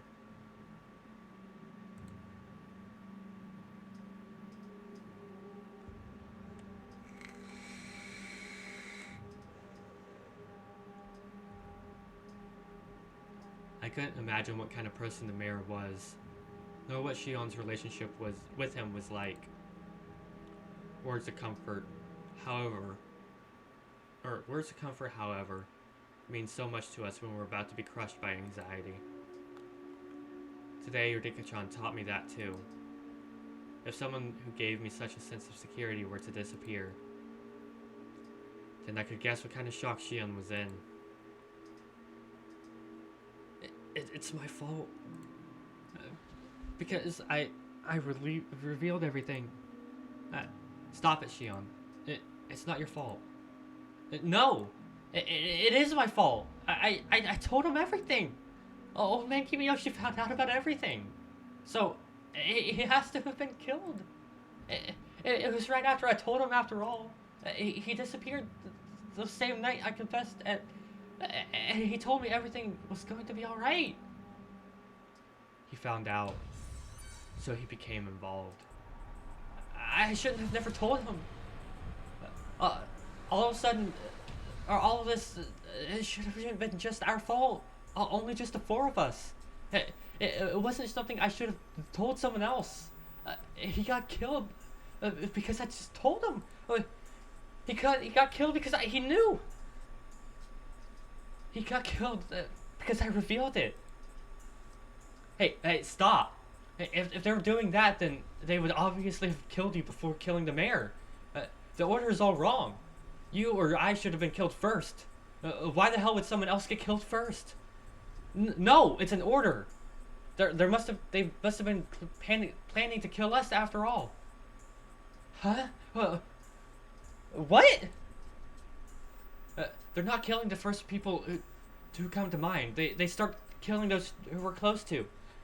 And then after they've caused us so much pain, they'll kill us. That's what they're doing. I said calm down. Shion, you're in shock. You're panicking. The mayor's disappearance has nothing to do with you. It's just unconnected. It's not related to Takano-san, Tomitaki-san dying at all, either. My words came out as a scream, as if I were shouting them at myself. No! It is connected! It just has to be! I told him, so he was killed! He got killed because he knew! I confessed to him, so he got killed! She repeated the same thing as before, as though she were in delirium. Despite my trying to console the crazed Shion for some reason, the shadow at my feet began to freeze. From that shadow, a cold arm reached out. So cold it seemed like it would freeze even my heart just by touching me, and grabbed my ankle. The heat generated by my body, the arm was absorbing it. It was a horrible chill. A freezing cold, numbing me frigid. It was an inviolable chill of fear. Though I sympathized with Shion, I had been naive in thinking it was something only she had to worry about. In my head, Shion's eerie words repeated again and again. He was killed because I told him. He was killed because he found out. I confessed everything. So he was killed. Those words echoed through my head like a monotone mantra. And finally, those even repetitions took on meaning. The quiet shaking that had already overtaken me turned into a violent shiver that shot up my spine. Rika-chan! It's Rika-chan. What? What did you say just now? The truth is, I, I told her about it. I told Rika-chan today. Rika-chan, you mean Rika-chama? The one from Fruta de Shrine? Yes, Rika-chan. I, I felt, I felt so scared and uneasy that I did it. I told Rika-chan.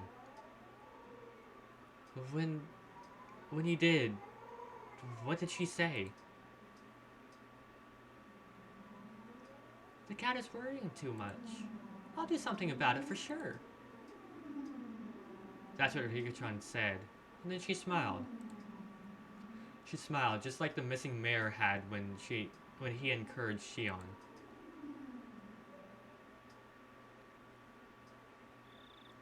I'm sorry, Shion.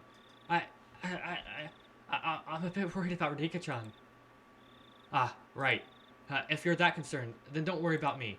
Please go find out whether she's safe. Yeah, I'll do that.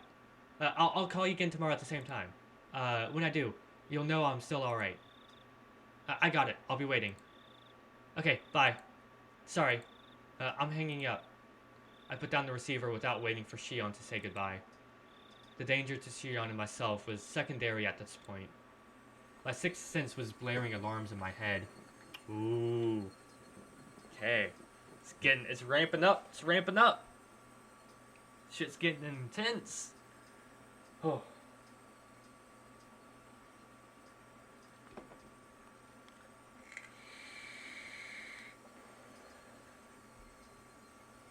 What's y'all's thought process on what's going on right now? How y'all handling it? Oh. Hopefully I wasn't too bad of a stumbling mess. Okay.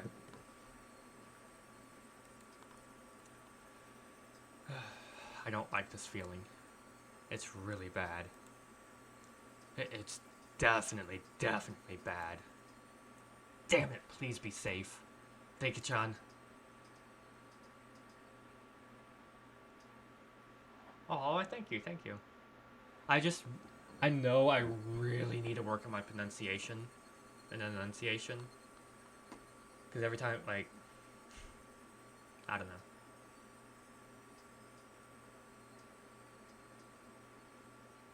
Skip ups? Like my stutter?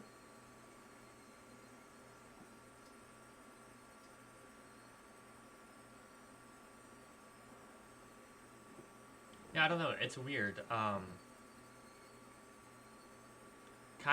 It's kind of weird because like in that state, it's kind of like ironically slightly easier to like. At the very least, I don't feel like I have to control it as much, or like make sure I'm reading properly, because even if I do like stumble and stutter and like it starts coming out stronger, it in like in panic states it works really well. At least I feel like it does, like it should add to it, because like it's kind of the benefit of having a stutter is for this built-in natural panic stutter. So yeah, I guess it's a benefit to some degree of having a stutter. Gotta look on the bright side, huh? Ah, jeez. Anyways, time for some tips. The three families in modern times. As previously described, the Three Families Council today is a mere shell of democracy. In reality, it is a dictatorship run by the Sonozaki family. Both the Kimiyoshi and Furude families are far from their former glory, and it doesn't seem at all like they've maintained the ancient traditions. Only the Sonozaki family has retained their glory from the past, and has inherited many colorful traditions from the age known as Onigafuchi village. Even the most recent verifiable example of Watanagashi has occurred at the end of the Meiji era, seems to have been done under the orders of the Sonozaki family. Refers to the three families genealogical tree from the late Meiji. After the start of the Meiji era, the Sonozaki family wanted to push the development of Hinamizawa village, so they took a stronger role in leadership. During the Dam Wars a few years ago, the Kimiyoshi family served as the chair of the opposition alliance. But this was in name only. In actuality, the Sonozaki family reigned as leader behind the scenes. People whispered that perhaps the Kimiyoshi family dictated acts of opposition that could be publicized, but the Sonozaki family enacted those which could not. Even in Hinamizawa, they whispered that the multitude of unsettling incidents reported during the dam protests, such as the kidnapping of the famous head of the Ministry of Construction's son, had been carried out by the Sonozakis. Additionally, they say that perhaps the Sonozaki family's secret maneuvering was responsible for the serial freak death incidents that have continuously occurred in recent years as well. The serial freak death incidents are without a doubt the second coming of the traditional Watanagashi. They must be enacting the Watanagashi on the day of the original Watanagashi, which has fallen to the level of an ordinary village festival, in order to remind the villagers of the holy laws of Onikafuchi village. It's safe to assert that exploring the Sonozaki family is the fastest route to researching it today. If I can expose the contents of the Furude Shrine's storehouse, I'd like to narrow my research target to the Sonozaki family next. The Sonozaki house is strictly guarded by security cameras on the premise, but thankfully, I've become acquainted with the sisters Mion, the next heir, and Shion. I want this to be a breakthrough I can connect to my next line of research. Alright. What's this? Their punishment isn't over? Oh, okay. Let's go. No, don't worry about it. You see, when you order the odon here, for some reason, it ends up on the annual invoice for our gas contracts. So don't be shy and have another drink. The man, red-faced, waved his hand to say that he had had enough, and disappeared into the brilliant neon lights in front of the station. Kuma-chan, you should be taking notes. The most modest people are the ones who live the longest. Was all that true? Well, I don't know about that. Whether or not it's true, I think there's meaning in hearing something that sounds so plausible. Would something like that be a motive to go for the mayor? Kuma-chan, here's what I say. Here's what I always say. The motive only has to be enough for the person in question. You need to think about how different people value different things. Hey, bartender, give me another mug. Though we have been suppressing the information Tomitake and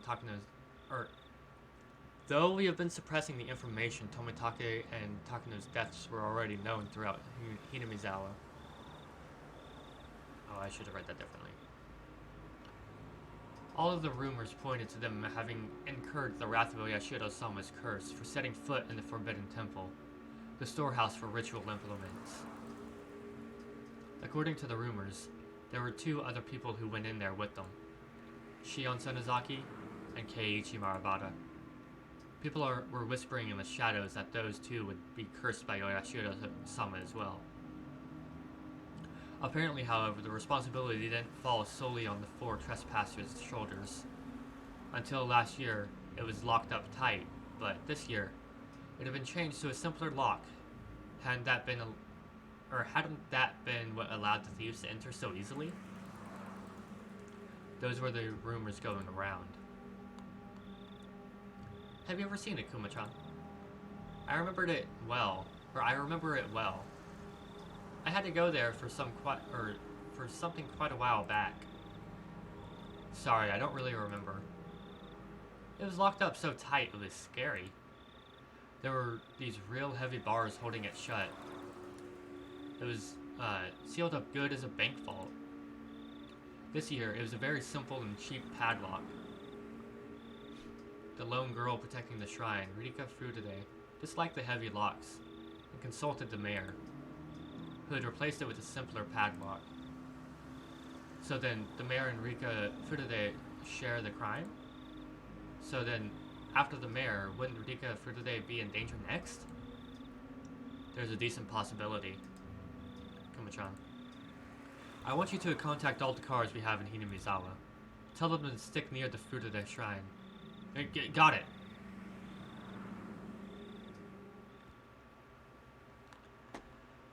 Oh, I swear, fucking Rika-chan becomes the next victim. No bueno, no bueno.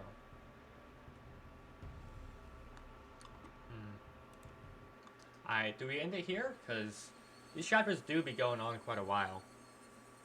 So either we end it here, or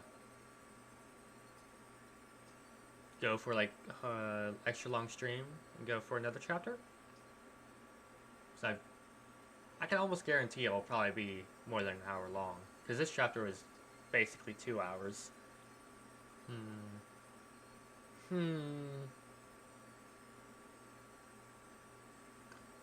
Do y'all want to watch more, or what?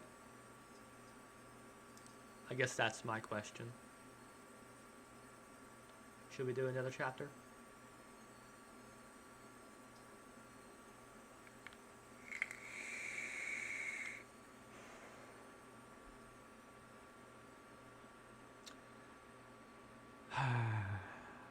I don't know about that answer, my guy.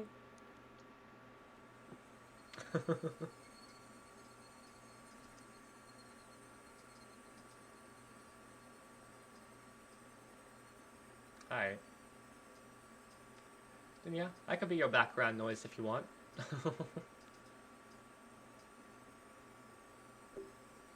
Aw.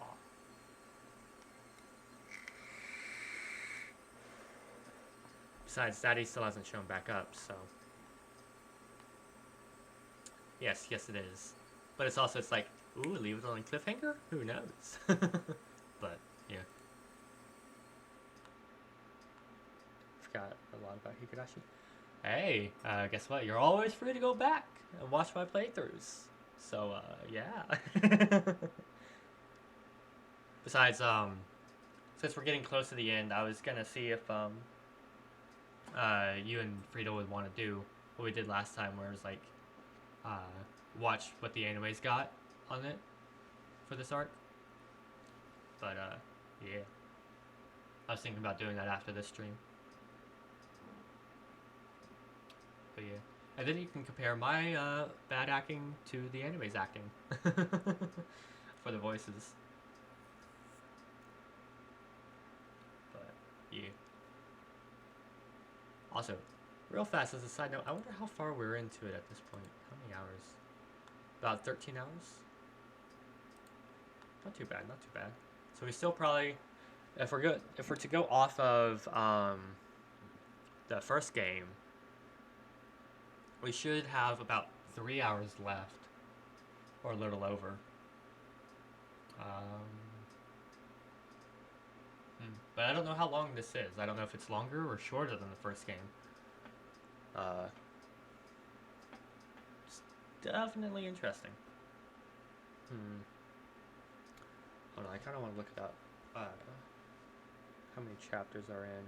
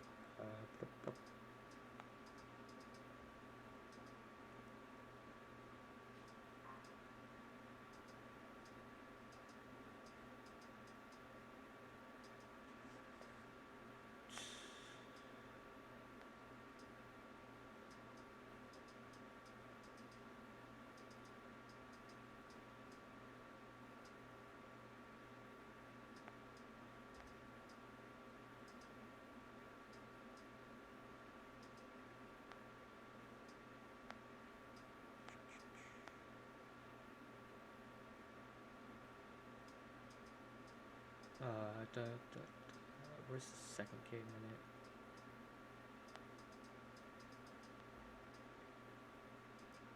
Oh, there it is. Does it say?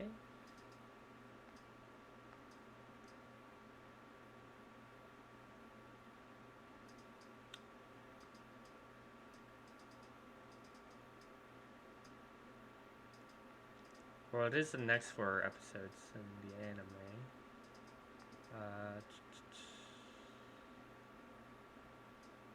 It doesn't say how long it is. Okay. No biggie. We can probably just go ahead and continue it. Why not? Why not? Anyways. Sorry about that. What? Fucking 4 minutes of fucking delay?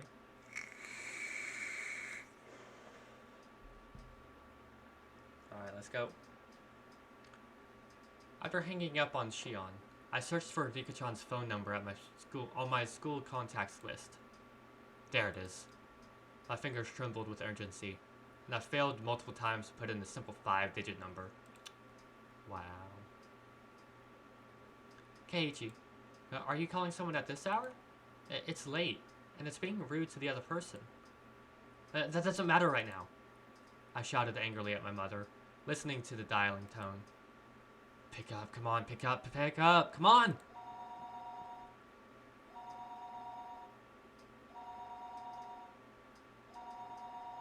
The time was 11 p.m. It certainly wasn't early. It was essentially the middle of the night. Had Rika-chan already gone to bed? Her phone would be ringing constantly though. So, would she get back up for me? Rika-chan didn't pick up. She didn't pick up. She didn't pick up! Maybe she just happened to miss it. Maybe her bed was just too far away from the phone. The sound of the phone ringing gets clearer and clearer the longer you go on sleeping. Then, the bathroom? Yeah, she must be taking a bath. If that was the case, then even if she heard the phone, she wouldn't be able to pick it up. It was a little bit late to be taking a bath, but it was possible she normally took baths right before going to bed. I'll wait 30 minutes and try calling again. Okay. Even as I was thinking of that, I called her house over and over again. I kept calling. Over and over. Again and again. I kept on calling her, but she didn't pick up even once. I think I kept trying for about 30 minutes. Yet she wasn't picking up. Were my phone calls so persistent that she had gotten scared of picking up the receiver? No, that possibly couldn't be it. There was no point in doing this any longer. The best thing to do would be to go there in person. Where's Rika-chan's house, though? Shit, I've never actually seen where she's lived. Her residence was written there in the contacts list, but it was an address with mostly numbers, so I couldn't tell where it was just by reading. Fuck hiccups! Fuck! Hold on.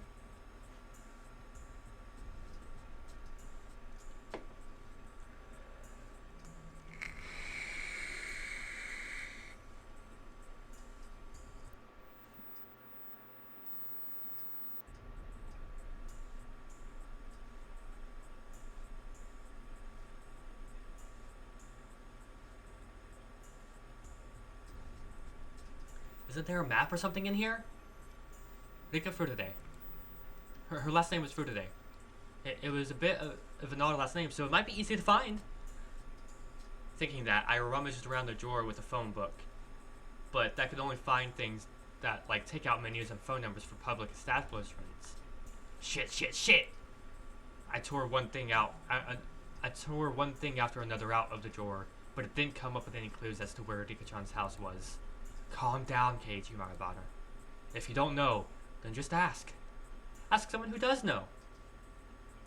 Ah, that's it. Denna's gotta know. I looked up for Denna's phone number at on the contact list. Denna Rugu. There she was.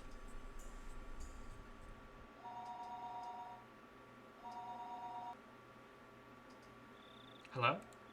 This is Rugo. It was the voice of some grumpy-sounding man. It must have been Renena's father. I am calling in the middle of the night. I need to be polite. I'm sorry for calling so late at night. This is my brother. Is there any chance Renena is around? Renena is taking a bath. Oh, she's done? Renena. Oh wait, Renena is taking a bath. Oh, she's done? Renena, there's a friend of yours on the phone. Oh right, Renena Dugu was her real name, wasn't it? I'd gotten so used to calling her Renena that hearing her real name caught me a little off guard. Hello? This is Renena. It's me, Keiichi. Sorry for calling so late. Huh? Keiichi-kun? What do you need at a time like this? Like this? Well, actually, I wanted to know where Dika-chan's house is. Renena seemed a little appalled that I'd been calling her for something like that at this hour. However, she spoke her next word seriously, as if she'd caught on to how urgent my need was. Okay. Sure. You know the assembly hall on the grounds of the Furude Shrine? There's a 2-story shack used for storage behind it.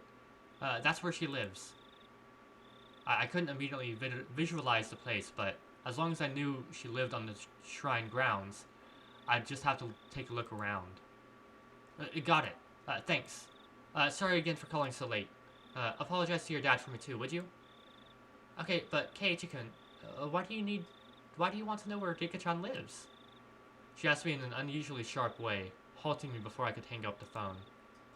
I hesitated for a moment on whether to tell her.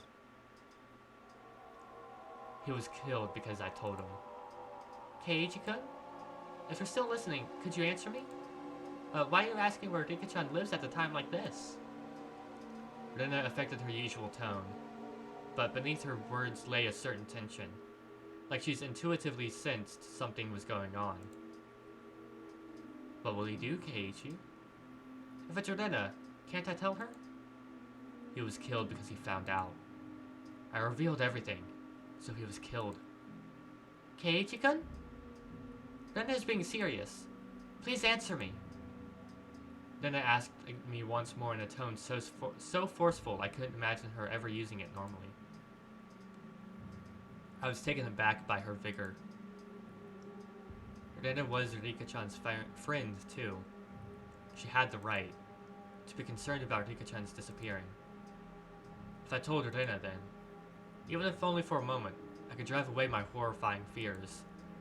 Rena, well, I can't exactly tell you why, but... Yes? Rena's tone was seriousness itself. Just from that tone, I could feel her saying, no matter what you say, Keiichi-kun, I'll believe you. That subtle sense of security gave me the courage to reveal the truth. I have a feeling that Rika-chan is in danger. You mean like a premonition? Or do you have some reason to believe she's in danger? I really didn't have time to go back and forth with Rena about this. Still, I think listening to her calm voice soothed my pointless impatience. I don't have much reason, but... Yeah, I still hesitated. I had told Rika-chan that we had snuck into the ritual storehouse. The mayor to whom Shion had confessed before that had already disappeared. So, it was possible that Rika-chan also... I didn't know how to explain it to Rena. While I was tongue-tied, Rena spoke up. Sorry for asking something so weird. I thought about it, and it isn't like you to need... Fuck. Sorry for asking something so weird. I thought about it, and it isn't like you need to be sure. Rena laughed a little bit, seeming a bit, absent-minded. I wasn't exactly in the mood to laugh, so this time I was dumbfounded. Rena continued in a cheerful yet still purposeful voice. You're worried about a friend. I don't think you need a reason to go and check on them. Even if Rika-chan was asleep and you ended up waking her up. If that was why you did it, then none of us would get mad. Rena, thank you. Okay then, Keiichi-kun, just one thing. You called Rika-chan's house, right? Then then you just couldn't get through. So that's why you asked me where her house is. Yeah, that's right.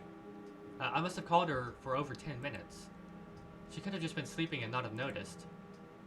Rika-chan's house is really small. She would definitely hear the phone ringing even if she was asleep. Satoko-chan is there too, so there's no way neither of them would notice. Or wouldn't notice. Huh? Satoko, you mean she's living with Rika-chan? Yeah. You didn't know? Well, we can talk about that later.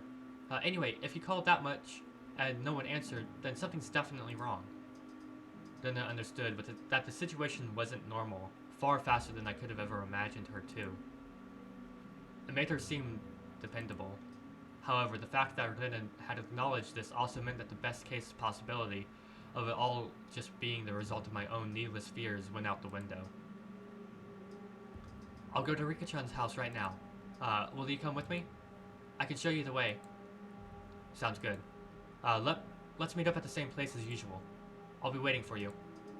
No, wait! I'll come get you at your house. You just wait there. And tell your family you're coming with me to Rika-chan's house, okay? Will that be okay? We might lose time if you come here. Did you call Mi-chan too? She's really dependable at times like these. If you haven't, then I'll give her a call. My thoughts froze for a moment. Shion had just told me to be careful around Mion during our phone conversation a little while ago. Ooh, what are we gonna do? What are we gonna do? We gonna tell her? Are we gonna be like, no, you can't call her? Or are we gonna be like, okay, call her? What are we gonna do? What are we gonna do?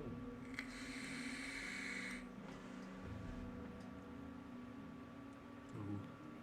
If the Sonozaki main house was somehow lurking behind the surface of the annual freak deaths, then the current heir to the family, Mion, wouldn't be uninvolved.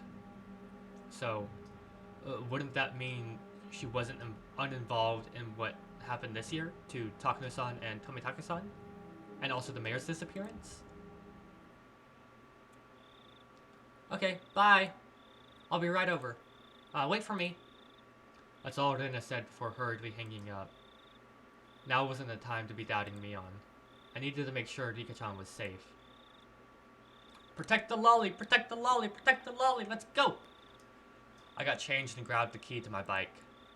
I figured things would go more smoothly if we met up in the place we usually do before school.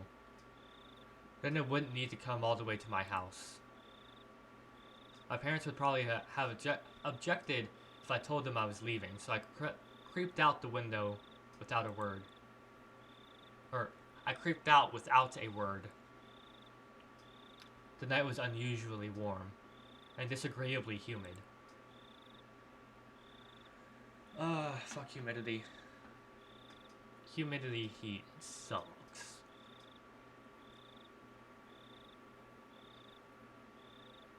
She said that Rika-chan and Satoko live together, right? Then it wasn't only Rika-chan. Satoko wasn't there either? Realizing what them living together really meant caused my thoughts to immediately take a turn for the worse. That can't be. Satoko is... She's got nothing to do with any of this. Even if there was a reason for Rika-chan to disappear, there shouldn't be one for Satoko. Keiichi-kun! Then it was really fast. She approached me on her bike at an amazing speed. Her breath was ragged, painting a clear picture of just how hurriedly she'd been going. Hey, Rena, let's get going. Keiichi-kun, I thought I told you to wait at your house. Rena's expression was all business. Was she mad? It came out of the blue, and I faltered for a moment. Well, I just figured it'd be faster to meet up here. Keiichi-kun, don't you get it? Rena shouted, clearly angry. I'd never seen Rena like this before. Do I get it? What's the problem? Rena seemed to have noticed she was scaring me. Took a couple of deep breaths, then continued as if admonishing me, but her expression didn't soften it at all. Keiichi-kun, The whole village is in uproar right now that the elder disappeared, right? Yeah? Now you're telling me that Rika-chan and Sataka-chan aren't where they're supposed to be, right? Yeah?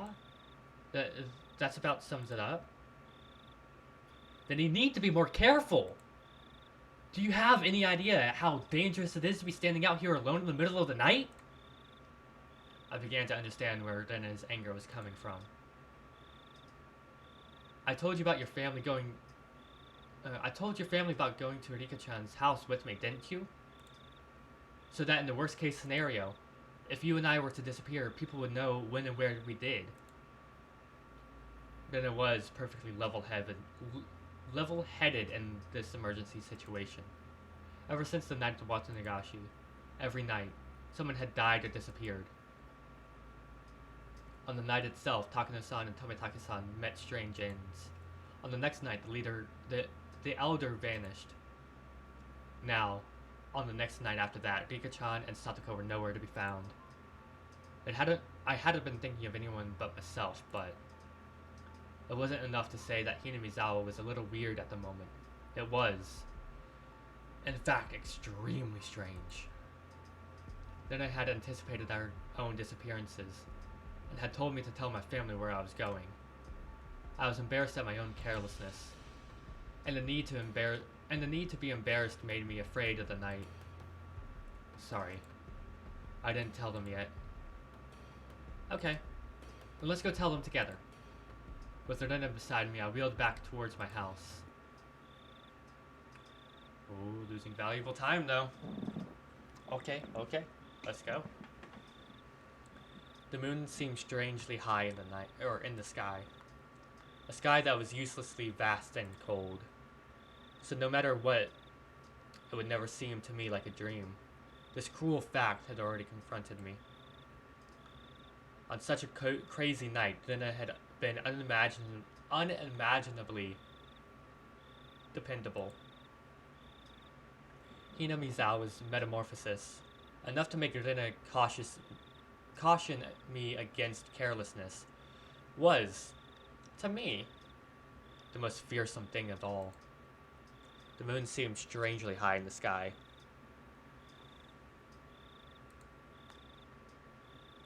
We met up with Mion on the way, and she, of course, was unsure whether to believe me about Rika-chan and Satoko's disappearance. Kei-chan, are you serious? I'm going to get really mad if this is a joke. Mion was clearly displeased. If this were a joke, it wasn't very funny. I understood how indiscreet my words were.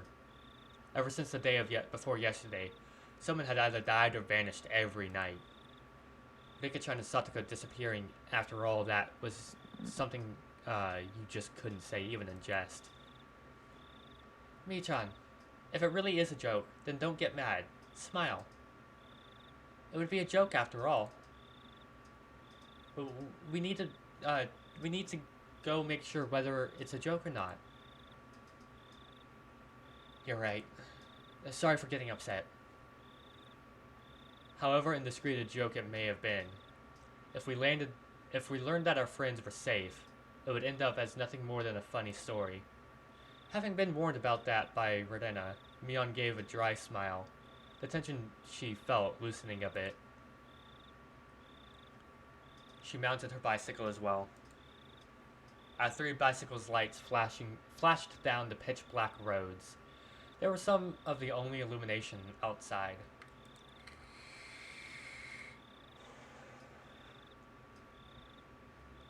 Kei-chan, why did you suddenly decide to call and ask about Rika-chan's house at a time like this? Mion asked the same thing that I had trouble explaining to Rena. Would it be weird to call it a premonition? I couldn't quite tell because it was dark, but I thought I could see Mion smiling very ambiguously. I definitely understood that she wasn't convinced, though despite the darkness. I definitely understood that she wasn't convinced, though, despite the darkness. Well, I had this bad dream while I was snoozing, and I couldn't get it out of my head. So, did Rika-chan get kidnapped in a dream? Well, it was more of a vague feeling sort of thing. If Rika-chan had answered the phone, I would have called. I would have called you and Rina after that. Lies smoothly babbled out of my mouth, makeshift though they were. Huh. Let's see how would he fare in a game of Among Us. I was lying because I thought telling them I was connected to Shion would be like silently admitting we'd stolen into the virtual storehouse together that night. Mion didn't press me any further. I don't know whether that convinced her, or maybe she figured that making sure Rika-chan and Satoko were safe would be faster than making an issue out of it. I felt relieved and immediately felt a little guilty. Mion hadn't really been acting any differently these last few days, but I'm still trying to distance myself from her for some reason. No, okay.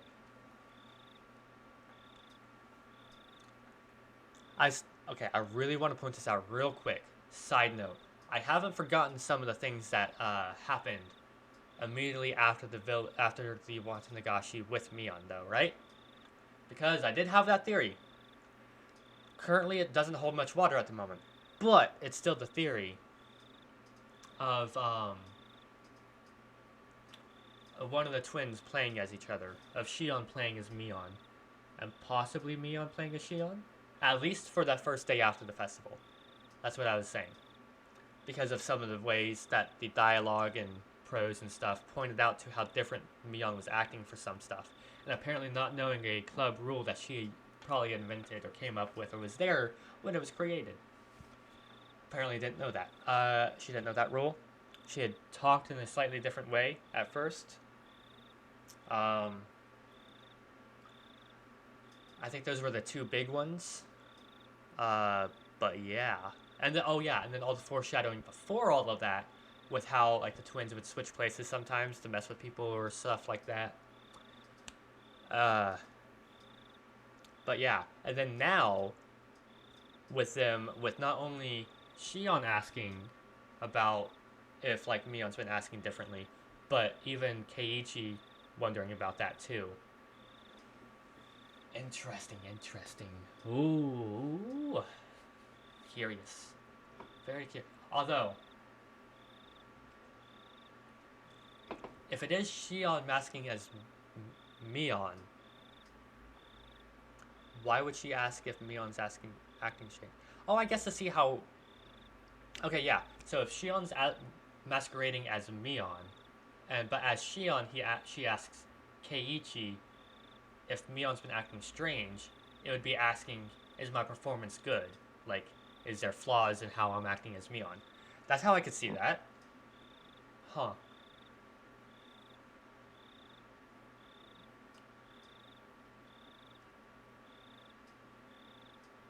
I could be going fucking tinfoil hat here and just be going fucking crazy. But I just want to bring that up real fast. So I'm curious.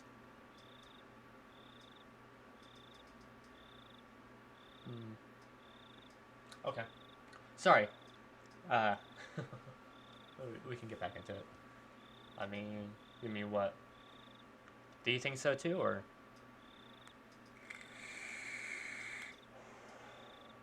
Sounds like a good scapegoat? What do you mean? Of, like, asking as Shion if Mion was acting strange to, like, cover up or, like, see if her performance was good? Because, yeah, it sounds like a good scapegoat in a way. But, yeah. I don't know. For all I know, I could be talking out of my ass right now. I low-key wish I could remember everything that happened in the show when I watched it, but at the same time, I kind of like not remembering everything, because then it's like, I get to feel like a detective again, trying to piece together what was going on. It's really fun. So, that, and it's like, because I'm also not remembering stuff, like, if I am right, then, like, I'm not spoiling intentionally, but if I'm wrong, then I'm just, like, tricking everybody if they believe. It works out. But yeah. Alright.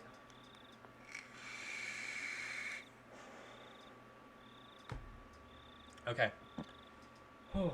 Let's get back into it. Fucking tension's high right now. Okay.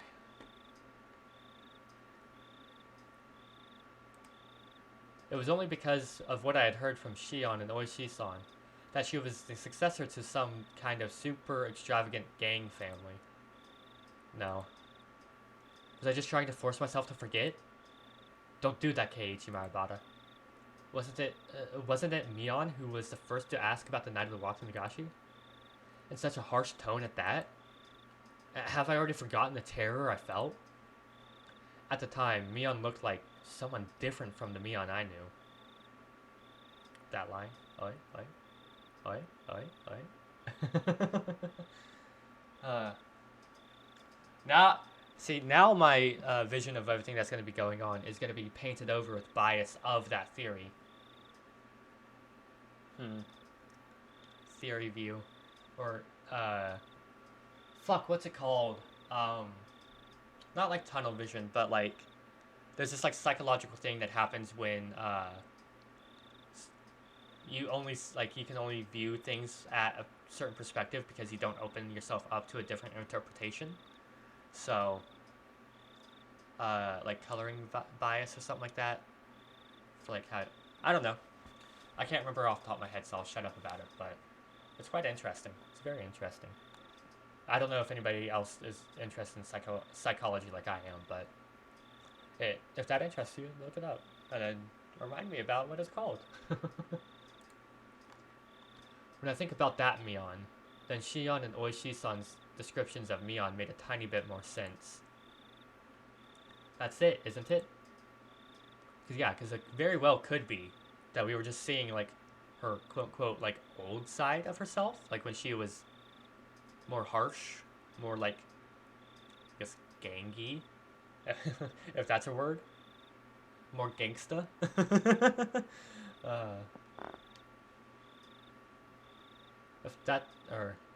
If it wasn't for how she acted that day, then I wouldn't be feeling this way towards her now. What on earth was going on with her back then? I was conveniently thinking only of everything she had done after that, while disregarding the very first thing, the thing I should have been looking at most, wasn't I? Mion was pedaling her bicycle in front of me, her long hair fluttering in the wind. No matter how long I looked at her back, never gave me answers to any of my questions. We went all the way to the stone steps, leading up to the shrine grounds. Of course, we weren't going to want to haul our bikes up there, so we parked them beside the staircase instead. So this is Furude Shrine. Everybody comes and goes as they please, as if it were a park. But this place is actually a grand estate owned by the Furude family. So the entire shrine is private property. It really makes you feel the passage of time. 10 or 20 years ago, it would have looked the exact same. Then wouldn't that mean that the Furude family is really old? The history going back for generations? Yeah. They're gone. That's odd. Then this said something clearly disquieting. So I ran over to her. What's wrong, Nina? Dika-chan and Satoko-chan always leave their bicycles here. See? They're gone. Oh. I took a look around. Indeed, there were no other bicycles aside from the ones we'd taken to get there. Couldn't they have just parked them somewhere else? Could they have brought them up the stairs? Those girls couldn't do that, Keiichi-kun. Just as she said that, I couldn't imagine Rika-chan and Satoko lugging their bikes all the way up the stairs. We hadn't yet knocked on Rika-chan's door, but reality was already sparking some ideas that weren't what you'd call good. Maybe they were just parked under some trees and we hadn't noticed them.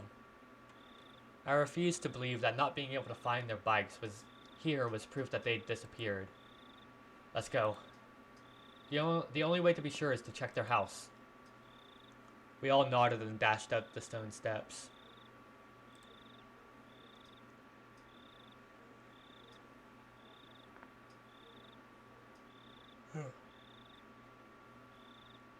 We passed through the red arch and came out onto the shrine grounds, which was covered in neat gravel.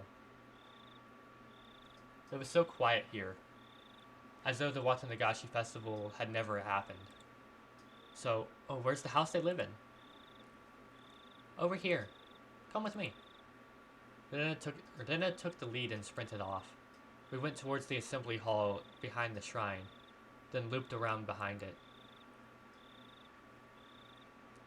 In the darkness of the night, we found a small, prefab 2-story shack that looked like a warehouse. The lights are off. Are they sleeping? Let's knock. Then and Mion neared the shack, which didn't really look like a place people would live. They had such a beautiful shrine, so I figured they'd live in an equally beautiful house. It was far from what I'd expected. Rika-chan! Sataka-chan! Are you there? Dennis shouted up towards the second floor. Her voice was restrained at first, but it steadily grew louder. No answer. Ooh. In fact, there wasn't any sort of activity in the house at all. They might be sleeping. Let's wake them up. Mion banged on the shutter with both hands, and the loud sounds echoed into our surroundings. I kind of wanted to bang on my wall there for a moment, but I was like, yeah, no, that's probably would be heard by the rest of the house, so never mind. They would have noticed this much noise. They would turn on the lights in their rooms, fling open the windows, and yell, "What time do you think it is?" That, however, wasn't happening. There was absolutely no response. Mion stopped slamming her fist on the shutter, and a sudden silence fell over us. The silence aroused terrible thoughts in us. I could feel the blood draining from my face. It's locked. I wonder if we could get in somehow. Dennis showed no signs of stopping. It didn't look like she would admit they weren't there until we went inside and saw for ourselves. That refusal to give in gave me strength. The second-story windows wouldn't be locked. I'll give them a try. Keiichi, a ladder. Mion brought over a ladder that was standing against the house. The footing was a little unstable for me to be climbing it, but Mion held the ladder firmly in place for me.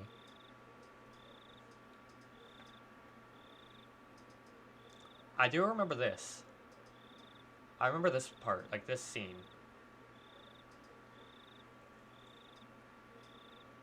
Let's hope I can do it justice. I hadn't climbed too many ladders. My inexperience with them exposed, I climbed up one step at a time, and tried to open each window on the second floor. Rei-chan, I'm going to go check the main house just to be sure, okay? I'll be right back. Then I darted away. What? A main house?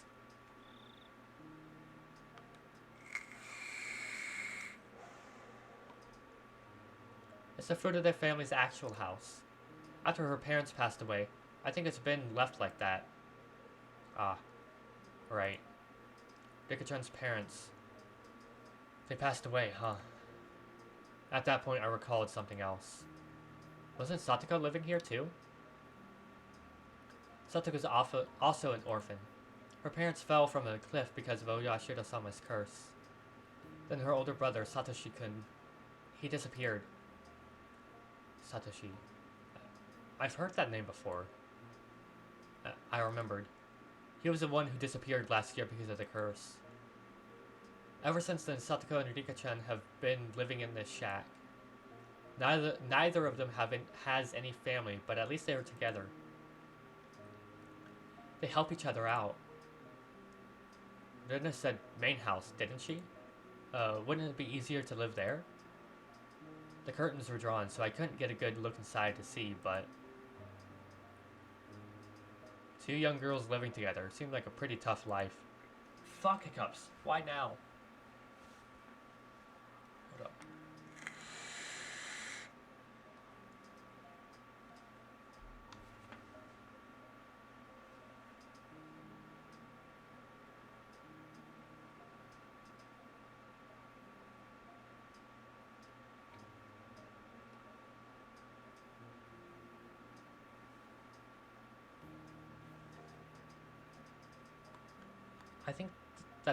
I think she tried at first. She said it was hard though, because it reminded her of her parents.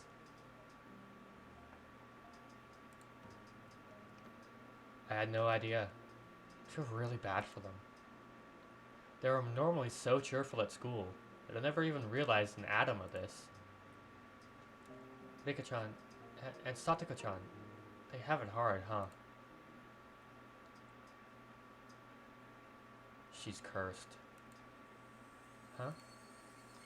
Suddenly Mion said something in such a low voice that it sounded like she was really cursing someone. And I didn't get it, and I didn't let it slide. I turned around on the ladder to face her and asked again. Mion, what did you say? I said she's cursed. Mion, still holding onto the ladder, brought her head up to look me in the eyes. As soon as our eyes met, an absolute zero jolt of electricity surged through my body. Mion's eyes clouded over, and with them boiled and bubbled a stew of chaos. They rolled around and around like a raging sea, and bubbles floated to the surface. I had, at some point, been trapped on this ladder, like being cornered on a dead-end street. Mion, why are you making that face? I intended to follow that up with a, you're going too far with this joke, and give her a forced smile. However, on such uneven footing as I was, the only thing that came out of my mouth was a hoarse groan as I desperately struggled to not let nausea overwhelm me. Satoko Hojo. She's been cursed by Oyashiro-sama. Mion's words. The response to something I never asked, as if replying to somebody else's question. The only people who fell from the park observation platform was her parents. Only her parents, who treated her like dirt, died that day. She said she was the only one to survive. Then, she went to live with her aunt, who treated her cruelly. And the aunt lived with the night was killed on the night of Watsunagashi by some deviant who beat her to death so violently. Her brains were everywhere, and her head was entirely different in shape by the end of it. Then Satoshi-kun, who always protected her, he suddenly disappeared on her birthday. Someone made him disappear, even though he wasn't abusing her. The police judged him to have run away from home, but Satoshi wasn't that kind of person. Who would do that? He was always so in earnest. He would never ask for anyone else's help. He would always drag himself through everything with hard work alone. He worked so hard, he nearly ground his bones into dust. All for one and only little sister. And yet, someone made him disappear. She was the only thing he lived for. And yet someone made him disappear. Poor Satoshi-kun. He was never rewarded, that Satoshi-kun. How ungrateful that child is. She's cursed. All who get near her suffer the same fate. The curse kills them, or the curse makes them disappear. She cannot have any relief. She cannot have any relief. It's probably Satoko's fault that Rika-chan disappeared too. It has to be. It has to be. It has to be. It has to be. It has to be. It has to be. It has to be. It has to be. It has to be. It has to be. Mion was mumbling words over and over that were no longer coherent. Her shoulders were trembling so hard that I could feel it through the ladder. I'd almost lost my footing, which made me realize just how far off the ground really, or far away the ground really was.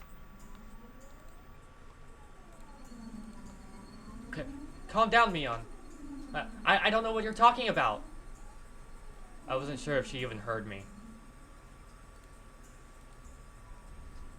Mion rocked back and forth, and that rocking and trembling was becoming even more violent. Help me. The ladder, it's falling! Help! Help! Just then, I heard the sound of many people running towards us. Oh, hey! Oh, over here! I very nearly said, help me outright. 4 or 5 adults led by Rena ran over here with flashlights. Keiichi-kun, Nii-chan, sorry I took so long. I borrowed the key. Oh, nice one. Seems all the windows and doors are perfectly sealed up. I was getting worried. And I heard Mion talking like nothing had just happened. I again felt a chill roll down through me. The person currently holding the ladder in place, it was definitely Mion. It was the real Mion Sonozaki. Then, the person muttering to themselves. Just a few seconds ago, who was that? The person who was mumbling about terrible things like curses. Who was that? I jumped down from the ladder as if running away before Mion turned into the person who wasn't Mion a second time.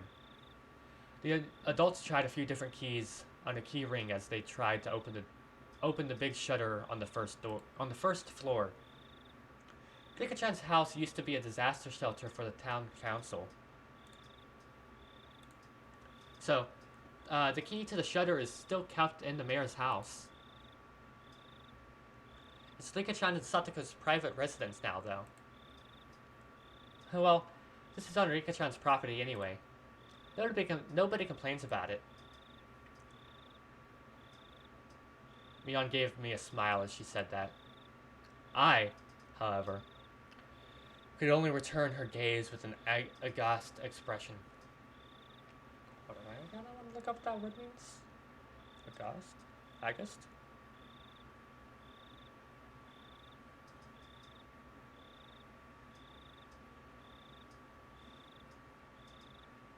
Struck with overwhelming shock or amazement, filled with sudden fright or horror.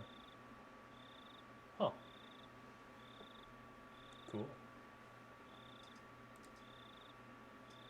Mion was acting all too normally now, but that only contrasted all the more sharply with her earlier un-Mion-like creepiness. Bang. Bam. Clatter, clatter. Bang. The shutter opened up for the first time in a very long while. Rena, oh my god.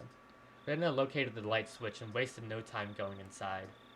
I followed her in. Rika-chan! Sataka-chan! If you're here, say something! We cleared a narrow staircase. It looked like nothing more than a warehouse, but now that I was inside, I could feel how lived in it was. It was a person's home. Somehow, the scent of the two of them filled the place. Real fast, is that an actual thing that happens? Like, what? The scent of them? Huh? Again, like, sometimes, like, I don't know if it's just me being I can't smell type person so I don't get this, or if it's just, like, fiction. I don't... I mean, I shouldn't be nitpicky on them, but it's, like, it confuses me sometimes. It just confuses me sometimes.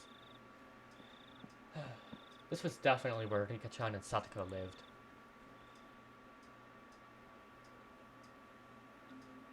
The first floor doubled as a town assembly warehouse, but the second floor was a space entirely for living. Just like a one-room apartment, past the kitchen was a living room taking up about 150 square feet. Dressers, cupboards, and the like were packed into the space, and in the corner was a huge pile of clothing that appeared to have just been taken in from drying outside. In the center of the living room was a fold-up table, and on it were small containers for things like soy sauce and salad dressing.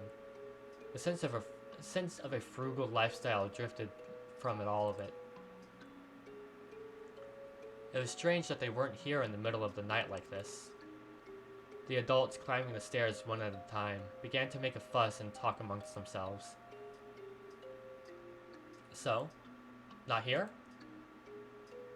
Yeah, they're not here. This is definitely weird. The village had just been thrown into chaos yesterday because of the mayor's disappearance. Then today, even Rika-chan and Satoko had. Were they playing outside somewhere together? That can't be. Their bicycles aren't here though. Where would they have gone? Where would they have gone so late at night? Have they just not come back yet? Where did they go? The adults put forth various possibilities. The house immediately devolved into a state of confusion. Eventually, Mion settled them down. Do we got any theories as to where they gone? Any theories? I don't want to believe it, but the mayor Kimiyoshi disappearing yesterday. We can't say that this is unrelated. The adults' faces paled at Mion's declaration. Mine and Rena's did as well.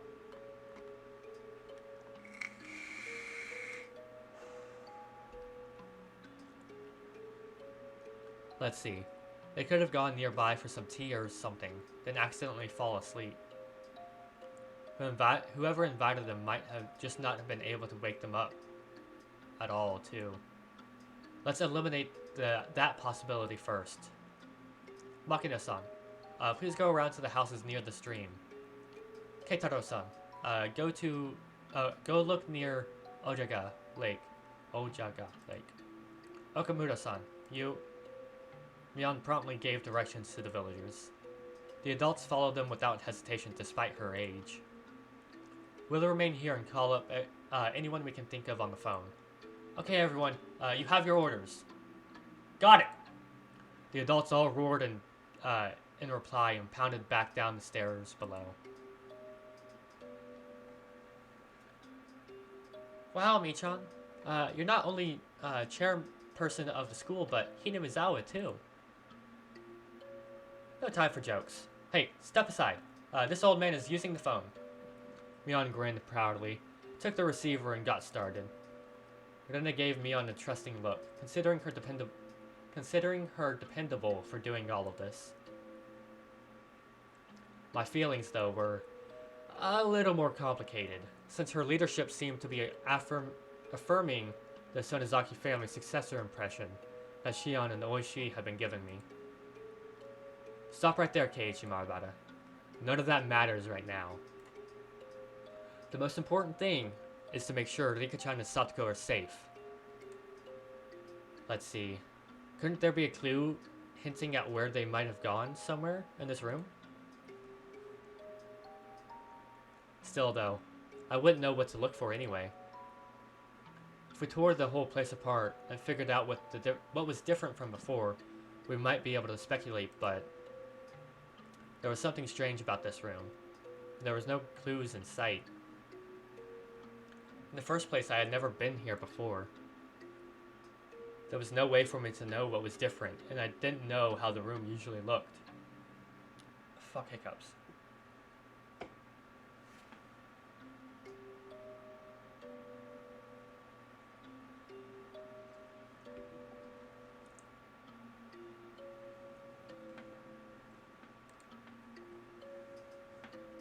Hey, don't give up, Keiichi Marabata. Stop thinking and start looking.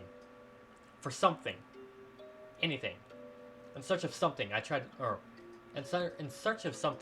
pulling open the dresser drawers and opening the windows. I didn't uncover anything meaningful, though. Rena, also unable to stand around doing nothing, was looking around the room like I was. Rena, I don't think you'll find Rika-chan by opening the refrigerator or the cabinet underneath the sink. I just thought they may be hiding. Oh, oh. As we were searching, it got noisy outside. Villagers were quickly assembling here, having heard the commotion. Of course, a lot of them were probably people Mion had called. I'll go tell everyone what's going on. The police will be here sooner or later, too. We'll need to explain the situation to Oishi. Mion began descending the stairs, and we followed her out to the front of the house. Ooh. Interesting, interesting.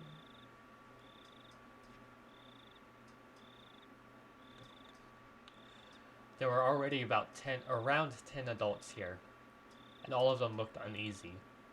I suddenly noticed that the old people from the shrine were here as well, and they were praying for Rika-chan's safety, rubbing their prayer beads. This has gotten bad. This wasn't just a problem between friends anymore. Mion-chan, is it true that Rika-chan and Satoko-chan aren't anywhere to be found?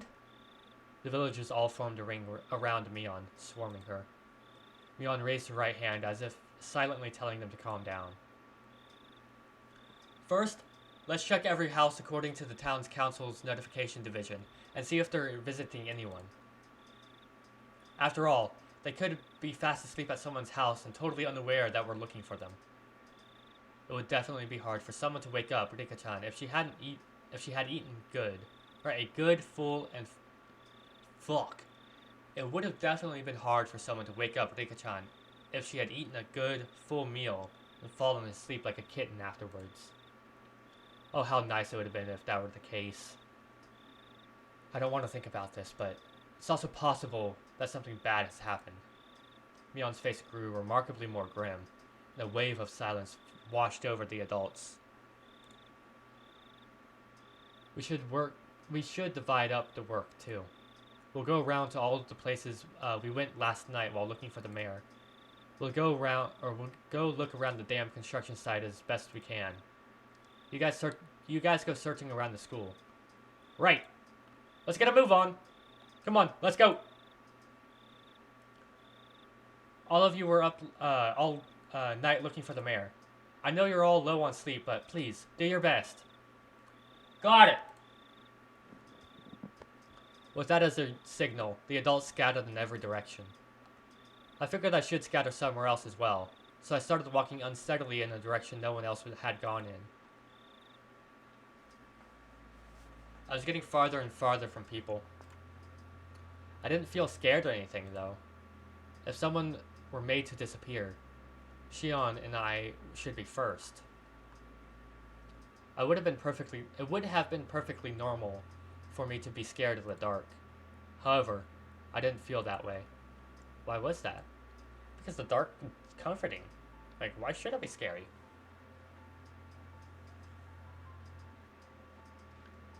It was because tonight, someone had already disappeared. So nobody would disappear tonight. Or so nobody else would disappear tonight. It would take some time before I, exhausted as I was, would feel guilt as the cause of my own selfish sense of relief.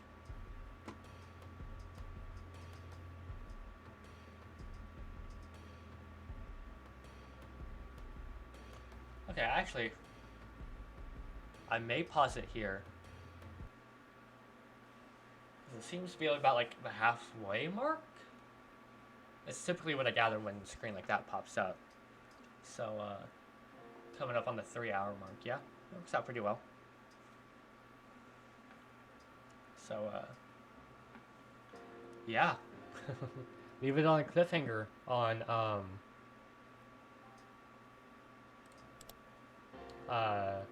what happens?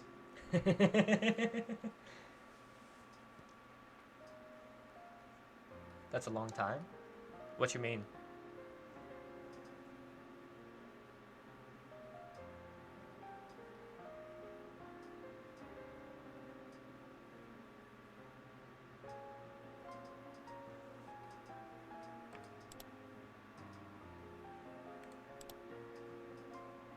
$3? I guess. I don't know. I guess I definitely feel it a little bit more in the morning, but that's mostly just because I get hungry by the end of it. Because usually I wake up, then do the 3-hour stream in the morning, then go for lunch. But I mean, in the afternoon it's usually not a problem. Again, I'm hoping to start streaming longer. Who knows? Maybe eventually I'll start like streaming basically all day with no breaks in between. But at the same time, I kind of like having that like a couple hours in between morning and afternoon streams to like chill out, eat, watch some stuff. But I'm definitely wanting to try to go for 4-hour streams. So you go from like 9 to 1 and then like 4 to 8. But right now it's just a theory. A witchy theory. But it's just like an idea I've got that I want to do. But I gotta get my sleep under control first. Like today, I fucking woke up at noon. God, fucking 3 weeks now. God, it just feels so bad. It's like, why can't I get my fucking sleep under control? I hate it so much. Like, yeah, I'm proud of my fucking fucked up sleep, but it's like, oh, that's all I can do. Because I fucking can't fix it no matter what the fuck I try to do. Anyways, before I go on a fucking sob story rant and gush and shit like that and vent, not gonna do that. So, yeah. I'll hit you up. I'll hit you in Friedel up if you want to watch some more Higurashi here in a second. But yeah, peace y'all. See y'all tomorrow, hopefully. Yeah. Alright. Peace out, motherfuckers. Have a good day and see you next time.